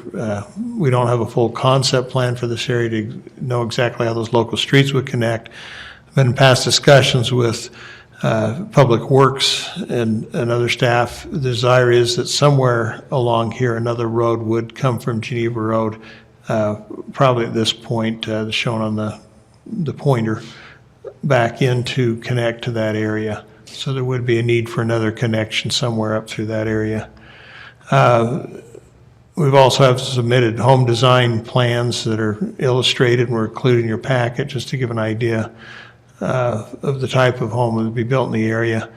And then the last item was the exhibit dealing with the freeway interchange and the 820 corridor, 820 North corridor. And I guess just ask if there are any questions. I go further into presentation, but I think, again, because you've already had a lot of the background on this, maybe we just skip to the next point. Mr. Smith. Thank you, Madam Chair. I do have questions about the interchange. And do we put things off until we hear something about the interchange? Or we can continue and move forward, and if UDOT wants to come in with an interchange, then they buy homes that we've approved and that have been built. I mean, what do they do? They're not going to stop any progress right now. They haven't, have they? That we're not aware of? I'm sorry, stop progress in the sense of? Building homes in places where they could potentially uproot them to put circles on. No, if the area were now zoned for development, then there's basically what you'd call a put up or shut up time. Yeah. The city would have so long to buy that land, or you'd have to let it develop. In this case, it's not rezoned. And so that's the So this starts their clock. Yeah, and so the city could hold off not rezoning it forever in concept, until that happens. So you don't have the same timetable you would definitely have with an area where the zoning that were already in place. I know some of this is really hard to predict, but I also know there's ongoing discussion relative to an additional freeway interchange, like around here, into Provo. Do we have any idea on the timing of that, the likelihood that it's going to happen? I can't remember if this is a phase 1, phase 2 project on the STIP or at 820. So we thought that UDOT would have a consultant right now analyzing all of that along the I-15 corridor. Would that be to do an EIS? Are we that far along that that's the next step, or? Yes. An interchange study, which isn't probably an EIS, it's identify, probably before. possible locations. Okay. And then when a preferred alternative, then they would do the EIS. But we were told by UDOT back in January that they would be selecting a consultant in the spring. And I haven't heard that that's actually happened yet. So, but that is on their radar of a project that they've got funded, and they're just getting it in the queue. Corridor preservation kind of scenarios. Would UDOT, we're totally speculating, but I mean, in my opinion, the last thing that we want to do is approve dwellings that in 5 or 10 years are going to be replaced by on-ramps and that kind of a thing.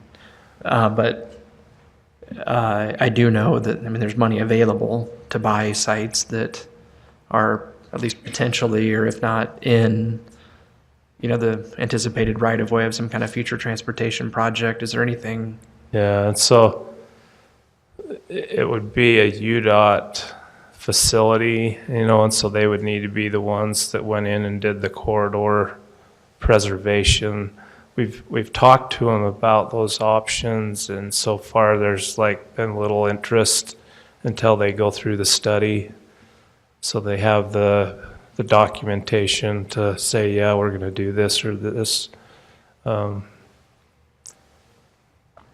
It's frustrating for us because we have things we need to plan. Right.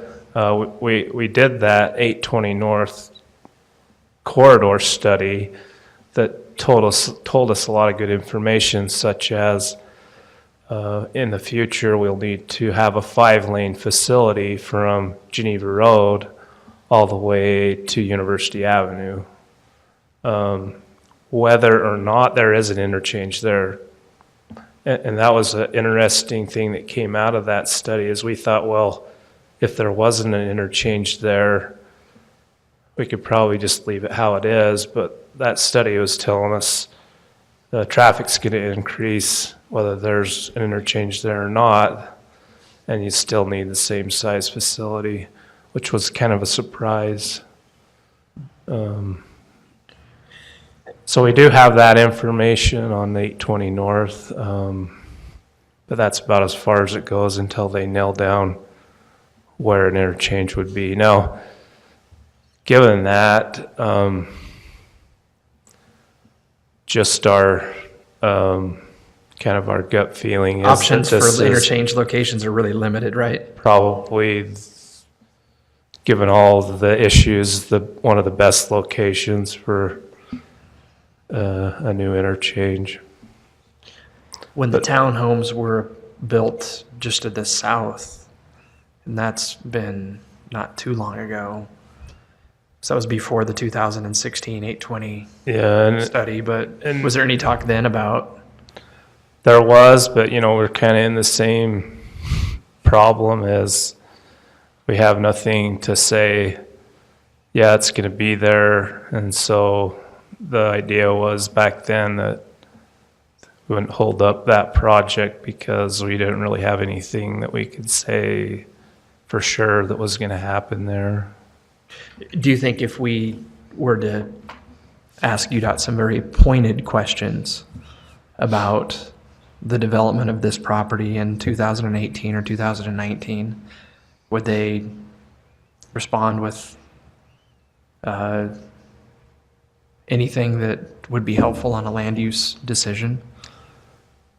Probably not more than what I've already told you. And in the same breath, they would say, you know, it's probably likely that we'll need a lot of that property, but we don't know how much or where, or for sure if we will. So it's really unknown. Until the study's done. That's really different than the discussions that I'm used to having with them. I mean, it's more, whoa, wait, you know, get in touch with the guys at MAG. Let's get a project going. Let's get corridor preservation money programmed, and let's not, you know, do something that's going to cost a lot more down the road to fix. I know situations are different, but that would be our preference too, is for them to say, yeah, let's do this or this, but so far we haven't really got a lot to go on. Got it. Well, I don't mean to shortchange the discussion, the public hearing, the applicant, or anything like that, but I'm going to have a hard time recommending that a zone change be approved until we have, you know, some kind of really specific response from UDOT, you know, relative to their thoughts about what might happen here. Yeah, back in the winter, we were thinking by now we would have had a consultant who had been looking at things by now, but so far not. And that kind of a study, that's going to take a year longer. So, sorry, I can't really, it's kind of the same frustration as the sewer issue we talked about before. We really can't tell you anything yet. So, anyway. Did you have a question? Okay. Thank you, Mr. Day. Any other questions from the commissioners for staff? If not, I'd like to invite the applicant, Mr. Wolstenholme. And my apologies for mispronouncing your name. Great job on it. No, that's just fine. I just think you need a little bit of history about this property and my situation. I think I've been more than patient. 3.5 years ago, I made an offer. This property was up for sale to the general public, real estate signs, everything on it. So UDOT, everybody had a chance to come in and buy it if they wanted. I had no idea that this was any type of corridor, anything that was happening on it.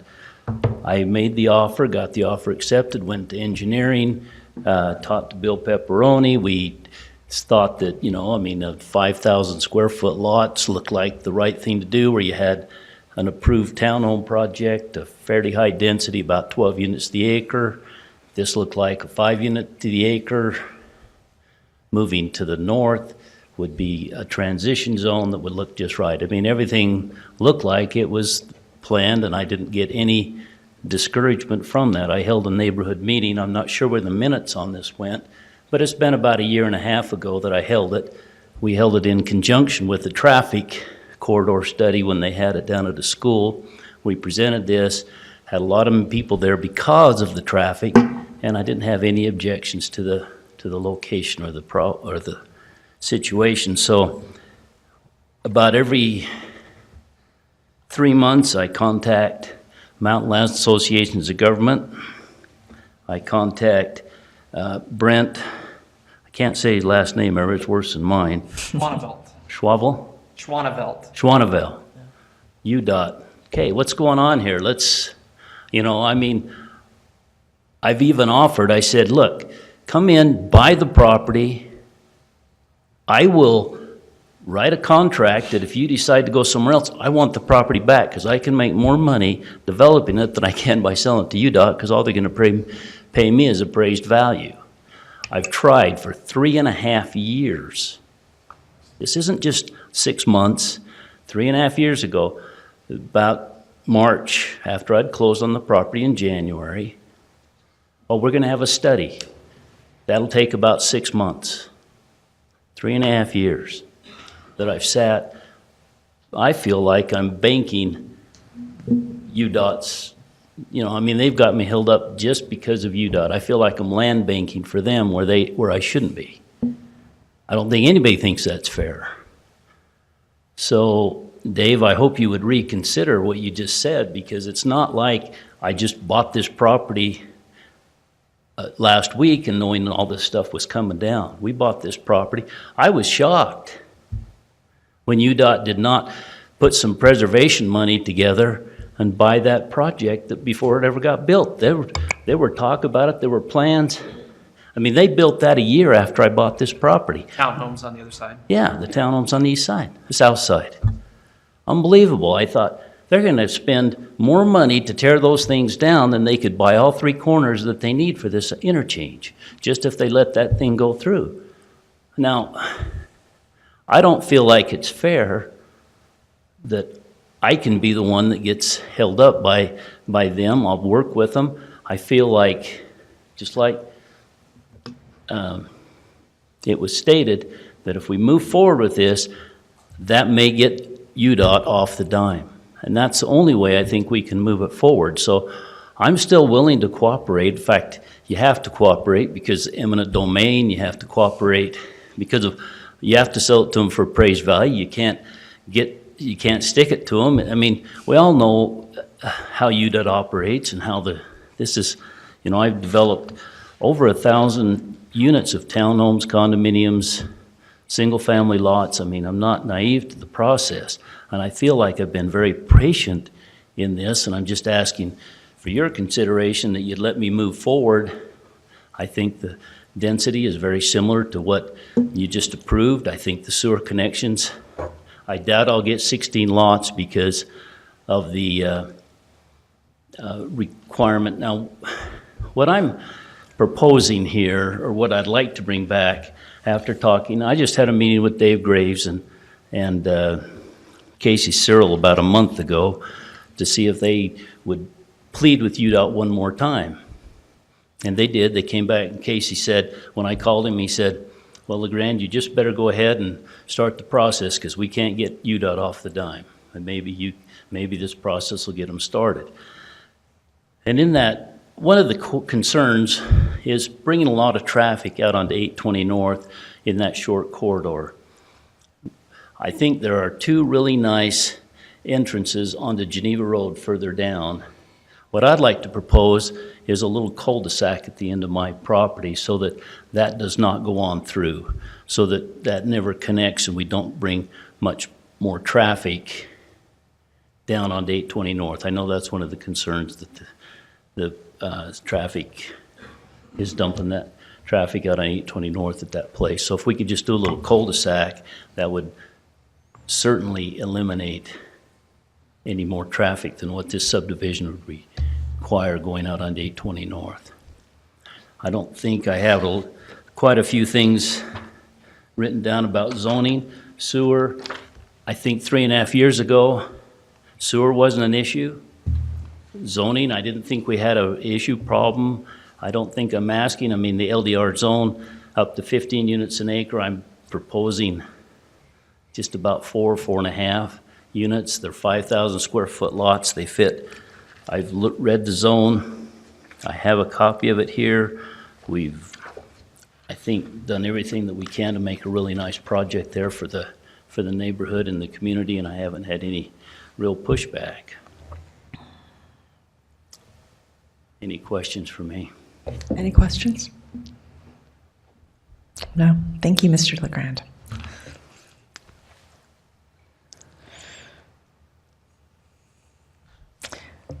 All right. Is there a representative, neighborhood chair from the Lakeview South neighborhood that would like to address this item?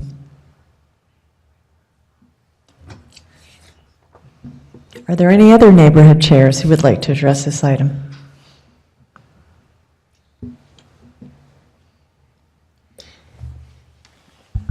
Beth Alligood, Southwest Area Representative.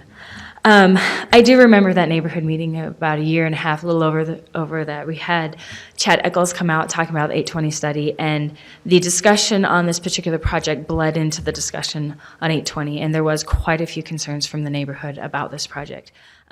Always number one for people is usually traffic, and especially at this location because that is such a small stretch between the freeway and Geneva Road. One of the biggest things is Okay, well, I'm going to address the townhomes really quick.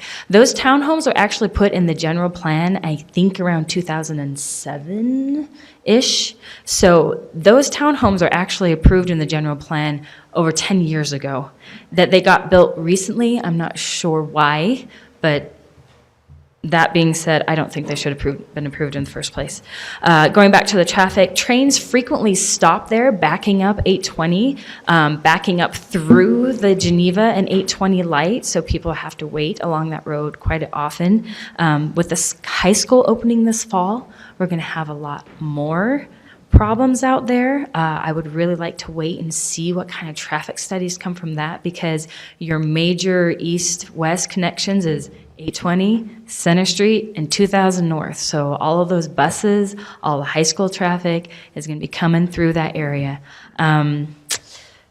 Flowing around traffic. You also have Freedom Academy that's just up the hill along 820 there that also frequently backs up 820 Road. So adding more houses and more cars, especially in that busy stretch. Let's see. Density, always density. Sorry, I was writing notes as I was listening. I do know that homes have started to be bought up for the 820 project. I heard from another neighborhood chair that one of the homes in his neighborhood was applied for funding to buy that home. So it sounds like the project is starting to move forward. So hopefully we won't be much longer, because I'm asking Chad to come back out to the neighborhoods and give us an update on that. Also density, always density.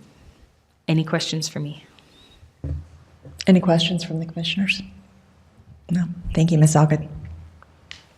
Are there any other neighborhood chairs present who would like to speak to this item? Any members of the community who would like to speak to this item?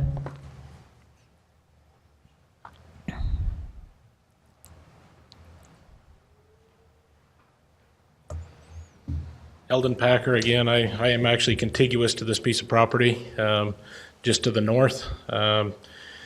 Again, the same type of concerns, although I'm empathetic with the owner's plight and, the issues that are holding him up.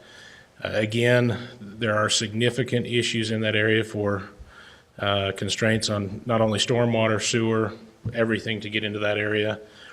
You also have east of the freeway that's an issue.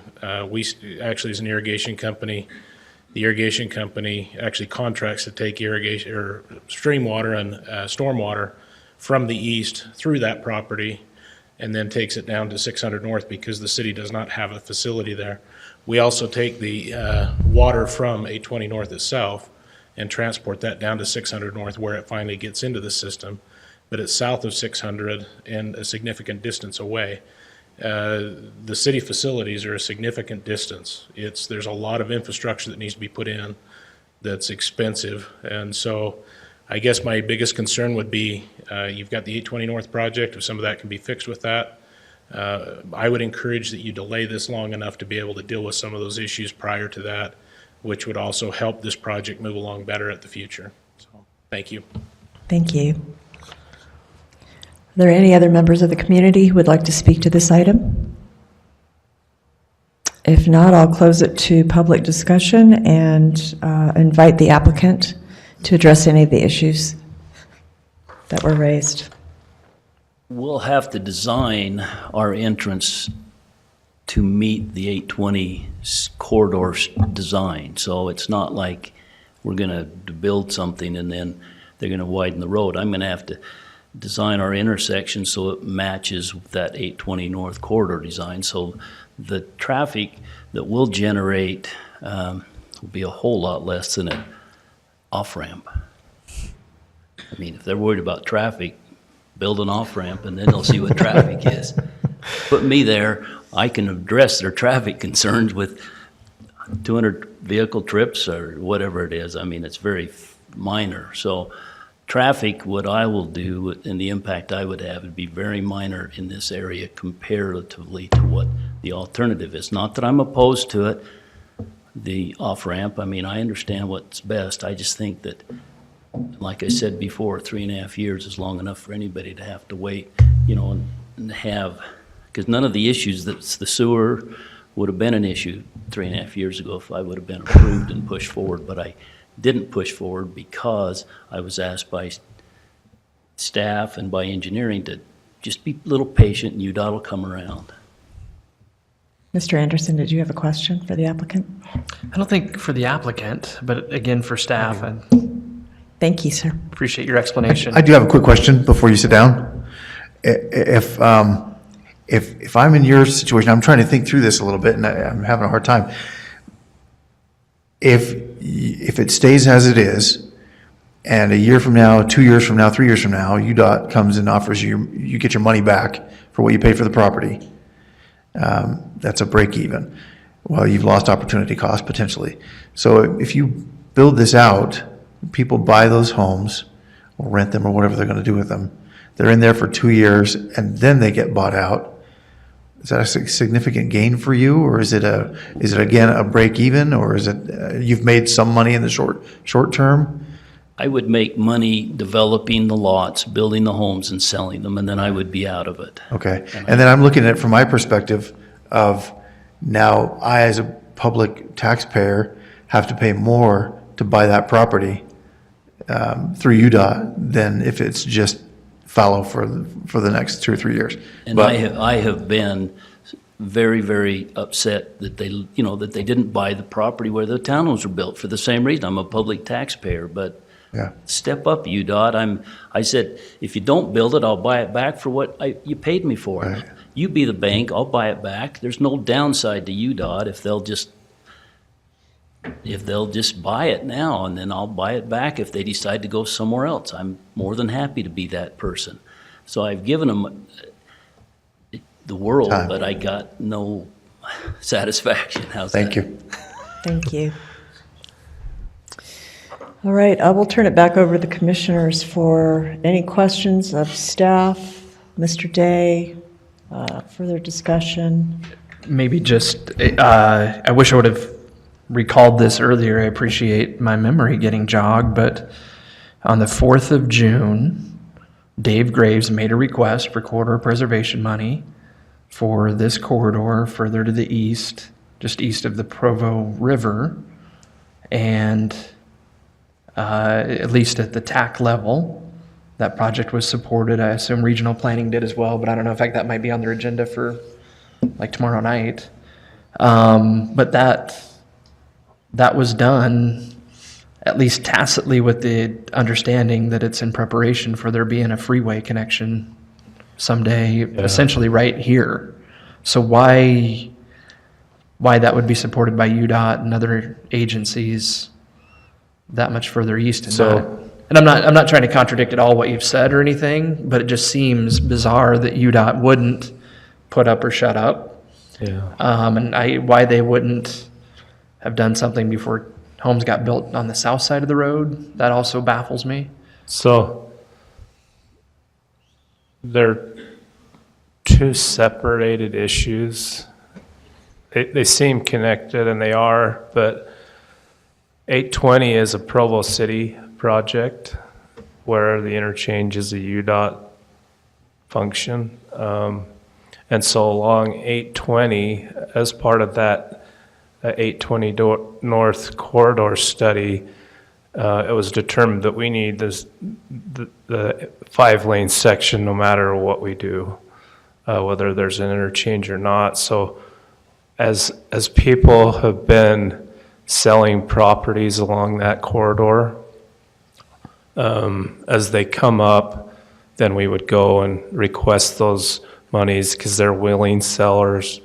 And I think it's been a good thing for those people who are selling, because one of the houses that we bought a few years ago was experiencing structural issues. We were able to go in and buy it.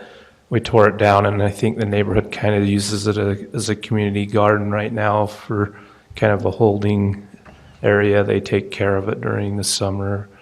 And kind of that's the idea along there. As people decide to sell, we would look for those opportunities to buy it, similar to what LeGrand has suggested that UDOT do for him, but we don't have control over that area because that would be a UDOT facility. You understand why it seems to me, though, like it's Yeah. just odd that they'd be on board on one part, but not necessarily out here. Yeah. Got it. Mr. Smith? Not that you have a crystal ball or anything, but in your best guess, they hire a study and it gets completed in 6 months or a year. What are the possible determinations? I mean, besides the obvious, is there's room enough to build it and there's not room enough to build it. Yeah, so this particular spot would just be one of many locations that they would look at up and down the I-15 corridor from, I don't know how far it's going to go, but it's more than just Provo.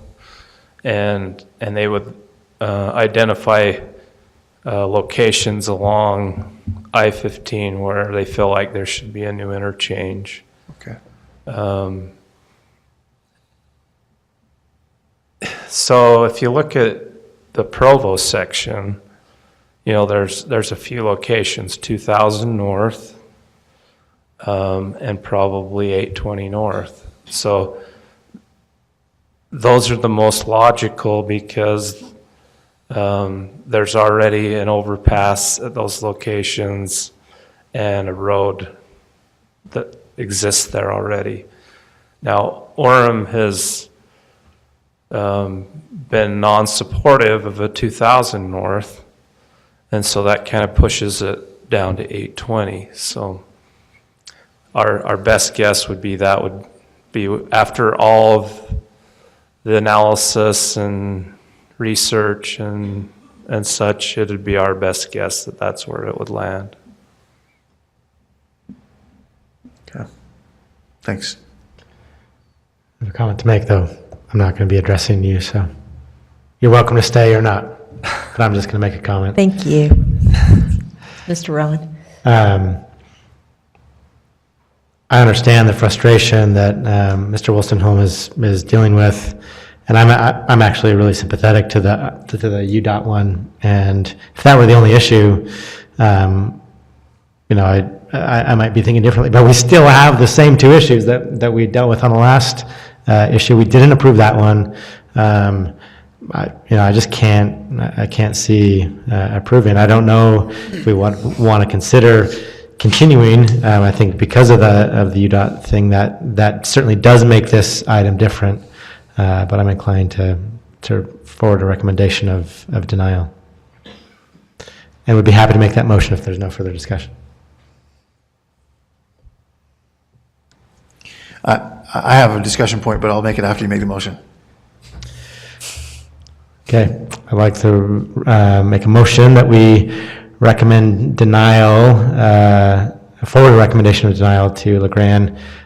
I'm just going to be making a motion on item 4 to LeGrand Wolstenholme's request for a zone change from A15 to low-density residential to accommodate a subdivision of 5,000 square foot lots located at approximately 2100 West, 820 North in the Lakeview South neighborhood. Mr. Smith? I'll second it and then comment if that's all right. Yes. So again, I don't like being held hostage by sewer studies or anything else. We approved the Moffett project a year ago, was it, or 2 years ago, and then it got built to the south when interchange and widening studies were cooking potentially, maybe not at as high a boil as they are now. The sewer, did it all of a sudden become a problem? Did it move from the green zone into the yellow or the almost red zone in a year's time? I can't imagine that's the case. Somebody said they wanted to do a study and figure out how many connections there were. We're running out of room. Let's halt everything. I just don't like that at all. We need to move forward, and Provo needs to move forward in a quick way. I don't like that Provo's always been perceived as the stopping point for development. Developers have always had such a hard time, and I'm over simplifying, painting with too broad a brush, but they've had a hard time getting through developments and getting through things. And I think we've gotten a lot better in the last, I mean, as long as I've been on here, it feels like we've done a lot better at it. And these things that seem like they're stoppers, I don't really think they're stoppers. I think they're things that need to be looked at and worked on while we continue with development. So that's just my statement to, I guess, to the motion and just to the whole thing in general. You know, what difference does a year make?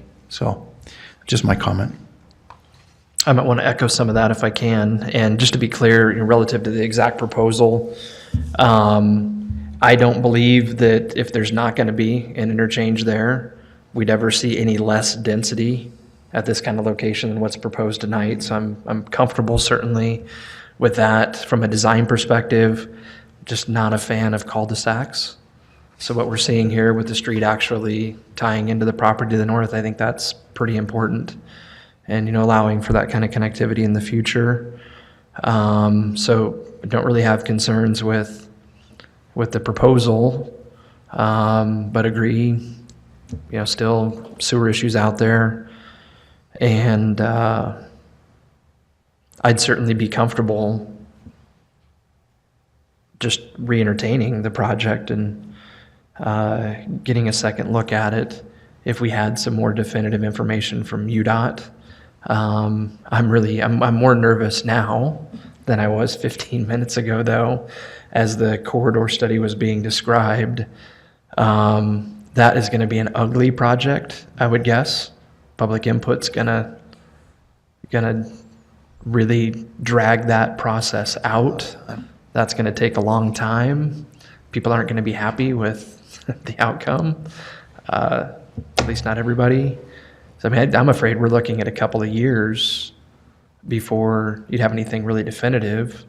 But again, I would hope that we'd continue to make a run at UDOT to see if they're ready to do anything to help property owners that maybe want to or need to make some kind of changes with their property and that sort of a thing. So those are my thoughts. All right, so just to clarify, we have a motion to recommend denial of item 4 with a second by Mr. Smith. All those in favor of the motion presented for item 4? Aye.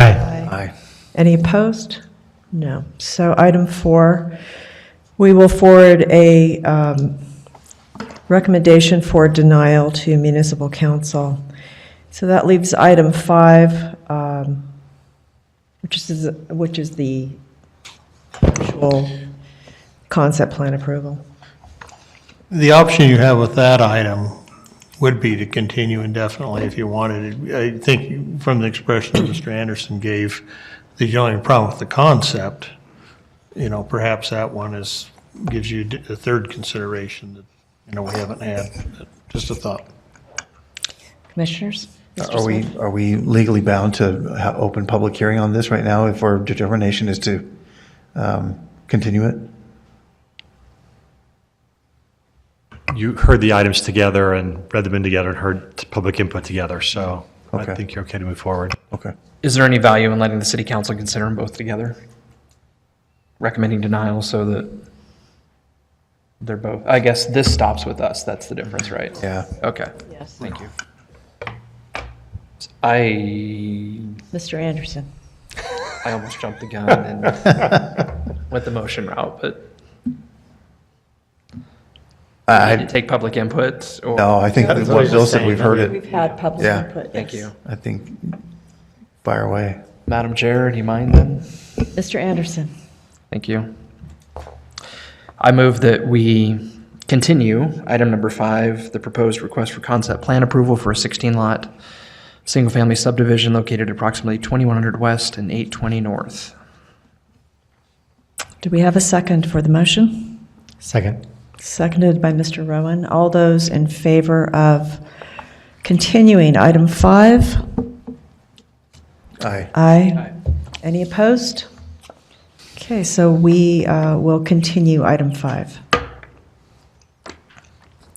Item 6 this evening was continued to a later date. Item 7, Provo City Community Development, in coordination with the Temp Neighborhood Advisory Committee, requests that the Municipal Council adopt the Temp Neighborhood Plan as an addition to Appendix H, Neighborhood Plans of the General Plan. This affects the Temp neighborhood, and Austin Corey will read this item. Thank you. This was presented in your work session just the last Planning Commission meeting. It was also presented in a work session back in December when the plan was in progress. So I think you're all fairly aware of it. The only thing I'm going to run through today is anything that hasn't been presented during those meetings. In the plan, we have, since your last work session, received a few comments from the CRC review, primarily just with the Public Works Department. Most of those comments have been resolved through some tweaks in the wording, and I'll point out where we've made some changes. There are, what was passed out to you, still 2 outstanding comments that Public Works feels should be addressed. And then also in your packet is some comments that were sent in by a resident of the area. So the changes that have occurred since the time you last saw it, there were some blank images, so that's really nothing of substance, but the plan does read a little more attractively now. Hopefully I don't make you seasick going through this so quickly, but the image here was changed. It's just an image, really. As a reminder, just since I'm going through this, this is probably one of the biggest keys to this neighborhood plan and the biggest recommendation that comes out of the plan. In the land use section, it does refer to the residential conservation zone, which since 2002 has really been more or less a placeholder zone. It froze densities in place, froze land uses in place at such time that as we develop these neighborhood plans, we would go through them and analyze what the best future land use would be for that. In the Temp neighborhood, it's extremely unique, even more so than some of our other pioneer neighborhoods, but it's a very fine-grained mix of a lot of different housing types. You've got single-family homes that are right adjacent to apartment complexes that are right adjacent to townhomes. And in Provo, we don't have a zone. We don't have one zone or even 2 zones that would accommodate all of that, and especially not to the fine-grained nature of it. So this plan's, one of the major recommendations of that is that the RC zone actually be amended to become a more permanent zone, and no longer necessarily freeze density in place, but find ways to encourage and incentivize the right kinds of revitalization while still respecting the historic nature of the area. The RC zone, it exists in other areas of the city, but it's primarily in our pioneer neighborhoods. And this image is just some of the variety of different kinds of housing that they see as being applicable to the area of ways that they could encourage some redevelopment to occur. There was a small amendment made to the open space category just to make it clear that just securing the property isn't necessarily enough. There are ongoing maintenance needs that the city just needs to be aware of.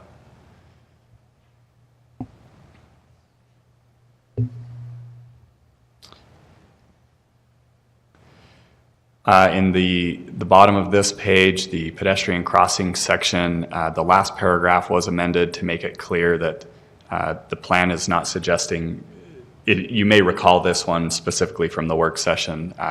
Right now, UDOT is working on a redevelopment or a reconstruction project along 500 West. As part of that, the neighborhood worked with them, and UDOT will be putting in a hawk signal, a pedestrian priority signal at 300 North.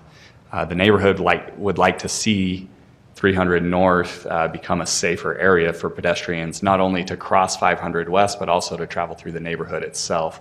And that lines up quite well with a priority. The Smith's grocery store is directly to the east of this neighborhood. 300 North is a common crossing location, and Freedom Boulevard is almost an identical situation to what they have at 500 West. Previously, the plan had said to match exactly what UDOT did. That wording has been changed to say we need to look at it and identify what the right pedestrian priority crossing would be. Again, just highlighting the substantial amount of walkability that the neighborhood has. It's the highest walk score in the city and by a significant margin. It's a pretty neat area.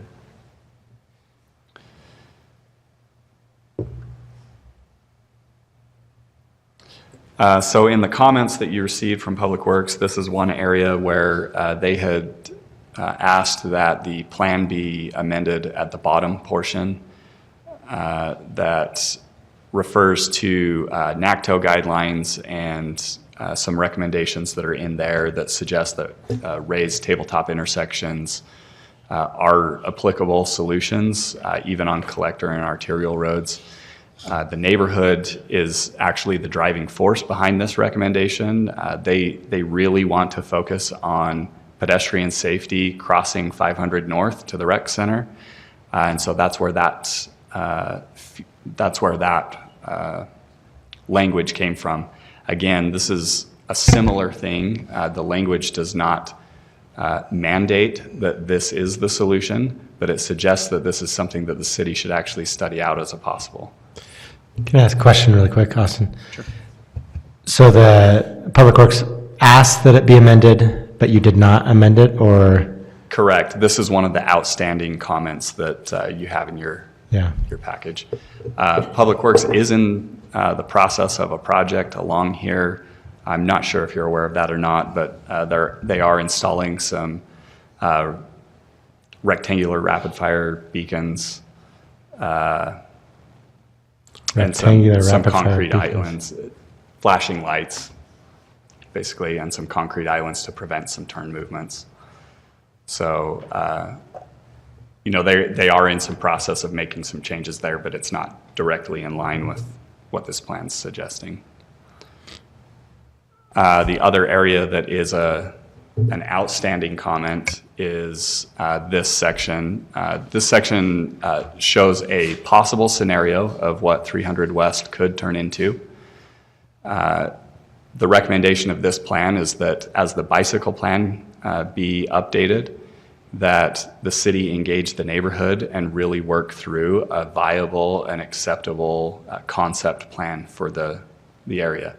As you can see in the title of that is not intended to be a final design recommendation. It's just simply identifying one of the myriad of possible design solutions that could be there.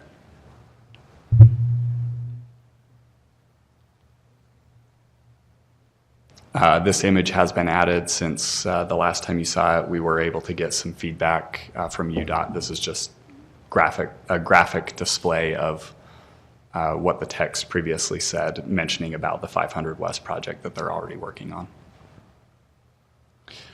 Historic resources, I think we went through in quite a bit of detail as well in the last work session. So I think I've bored you long enough. Go ahead and fire any questions at me that you'd like. Mr. Smith. I'm not bored at all. This is fantastic. It's a peculiar neighborhood. It's very, very square, very, it checks all my boxes for OCD kind of perfectness. Is there any studies that dictate that maybe a good plan for the roads here or one way? So you've got, one-way travel on one corridor, and then you've got one way on the next one, and the other way as well? Does that ever happen? I'm just curious. Is that bad? No, It happens in Boise all the time, I know, because I drove the wrong way on one-way streets all the time. Yeah, the thing about the Timp neighborhood, it's bordered completely by arterials and collectors. So that's really your substantial road network. Everything that's interior are local roads, and there's ample room. There's no real benefit to... Yeah, any type of anticipated traffic, there's ample room there. In fact, one of the sections highlights possible traffic calming features that could be added, such as narrowing the roads and adding bulb outs and things like that. Primarily just because of how wide they are right now, it encourages more traffic, more similar to a collector road speed, where you're really in a local neighborhood. So it's one of the reasons I ask is because I remember when the neighborhood came to us, they talked about safety and that kind of thing. And I thought that could be it's easier if a kid only has to look one way for traffic. Maybe there's less possibility of, I don't know. But then you have to remember which way to look for traffic. Yeah, true. Just curious. Thanks. Any other questions for? No? Okay. All right. I would like to invite the Timp neighborhood chair to add anything to that presentation. Hi, I'm Shannon Bingham, the Timpanogos Neighborhood Chair. We have been really excited as a neighborhood working with city planners, and we had a great group from BYU helping us on this plan. Our steering committee is made up of business owners and homeowners, renters, landlords, so we have a good mix from our neighborhood, and our neighborhood is a very varied mix of interested parties in seeing our neighborhood grow and develop properly. With all of the development happening around our borders, and then within our borders, there have been a lot of revitalization projects with some of the single-family homes and our aging complexes. We're starting to see them revitalized. So we just want to make sure that what does happen within our neighborhood and the surrounding borders, that it's appropriate development. And this is why we contacted city planners and asked them to help us create our city plan. So we feel really good about it. Any questions, comments? Thank you so much. I do have Good one job. question really quickly. How would you this is just for me, satisfy my curiosity, and I may have asked Austin this in the study session last time, but from your perspective, what's happened over the past 6 months to the plan? What are the changes from when we last heard from you at our study session? A lot of it has just been refining the wording, and then also there have been some changes to 500 West. That's right, yeah. 500 West and also 500 North. We did have one of our 15-year-old residents who was struck and killed in the 500 North, 400 West crossing. And so we do have upgrades happening there. And then we were really pleased with improvements that UDOT is making along 500 West also. Some of the requests that, they hadn't read over our neighborhood plan, but just that we had been working on with them in meetings, many of the requests had been approved. That's great. All right, so you kind of hinted at this and about how you feel about the changes that the city's making in their comments, suggested that they're making within weeks to 500 North. Does that satisfy? Is that satisfying to the neighborhood, or do you still wish they had gone with a raised crosswalk? Or We are really happy that they are making improvements there. We would like to see additional improvements. We talked about a tree-lined center median. That street is excessively wide, and there's a turn lane that really isn't necessary between 500 West and 200, between 500 West and Freedom. It creates a lot of confusion where the rec center is, turning in and out of the rec center, because the crosswalks almost line up with the entrance and the exit to the rec center.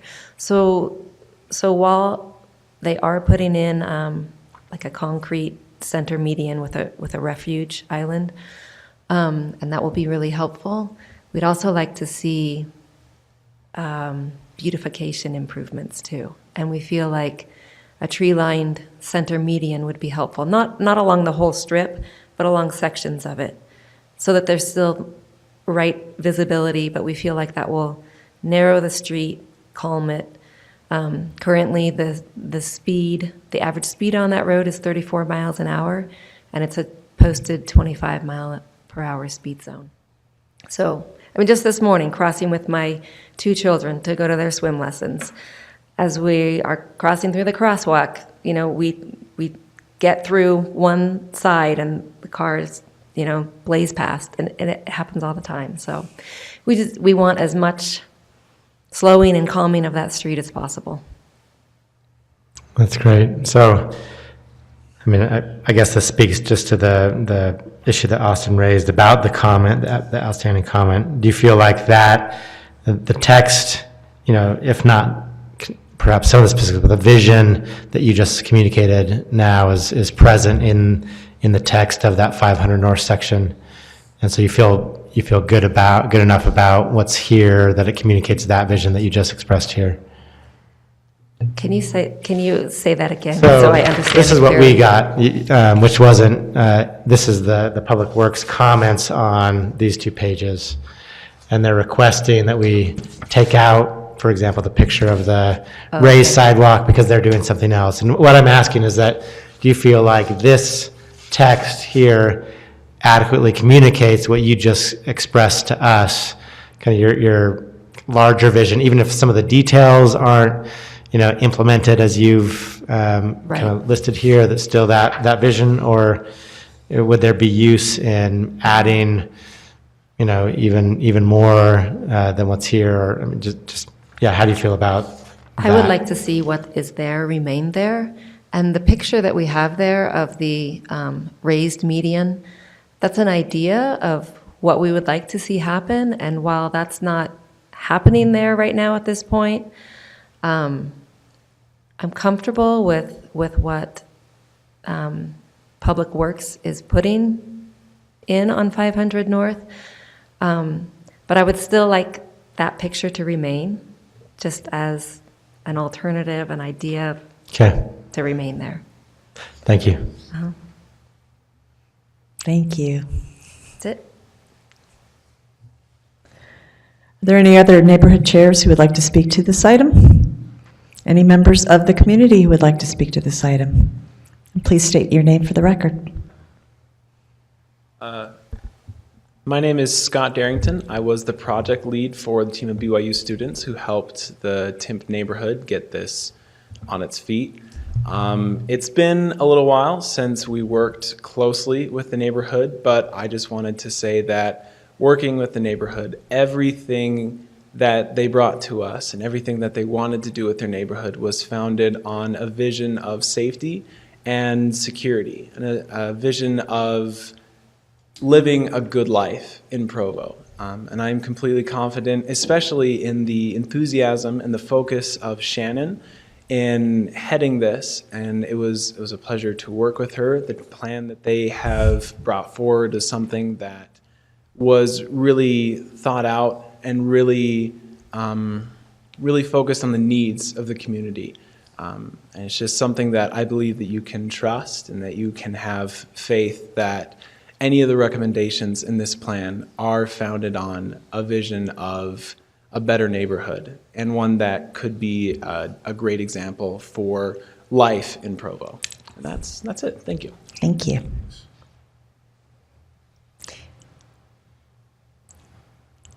Any other members of the community who would like to speak to this item?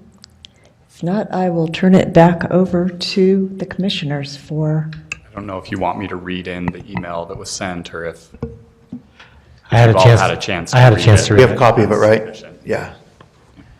I've read it. Maybe some others haven't, though. No, I've read it, yeah. Commissioners, discussion, motion? I thought, I just, well, never mind. I'll make a motion. Mr. Smith? And the motion is not going to include any one-way roads. Make a motion that we recommend approval of the application from Provo City Community Development in coordination with the Timp Neighborhood Advisory Committee, requesting the municipal council adopt the Timp Neighborhood Plan as an addition to Appendix H of the general plan. Do we have a second? I'll second. Seconded by Mr. Rowan. All those in favor of forwarding a positive recommendation to municipal council? Aye. Any opposed? No? So that's unanimous. We'll forward a positive recommendation. Is there a motion to adjourn? I move that we adjourn. Do we have a second? Second. Aye. Aye. Meeting so adjourned.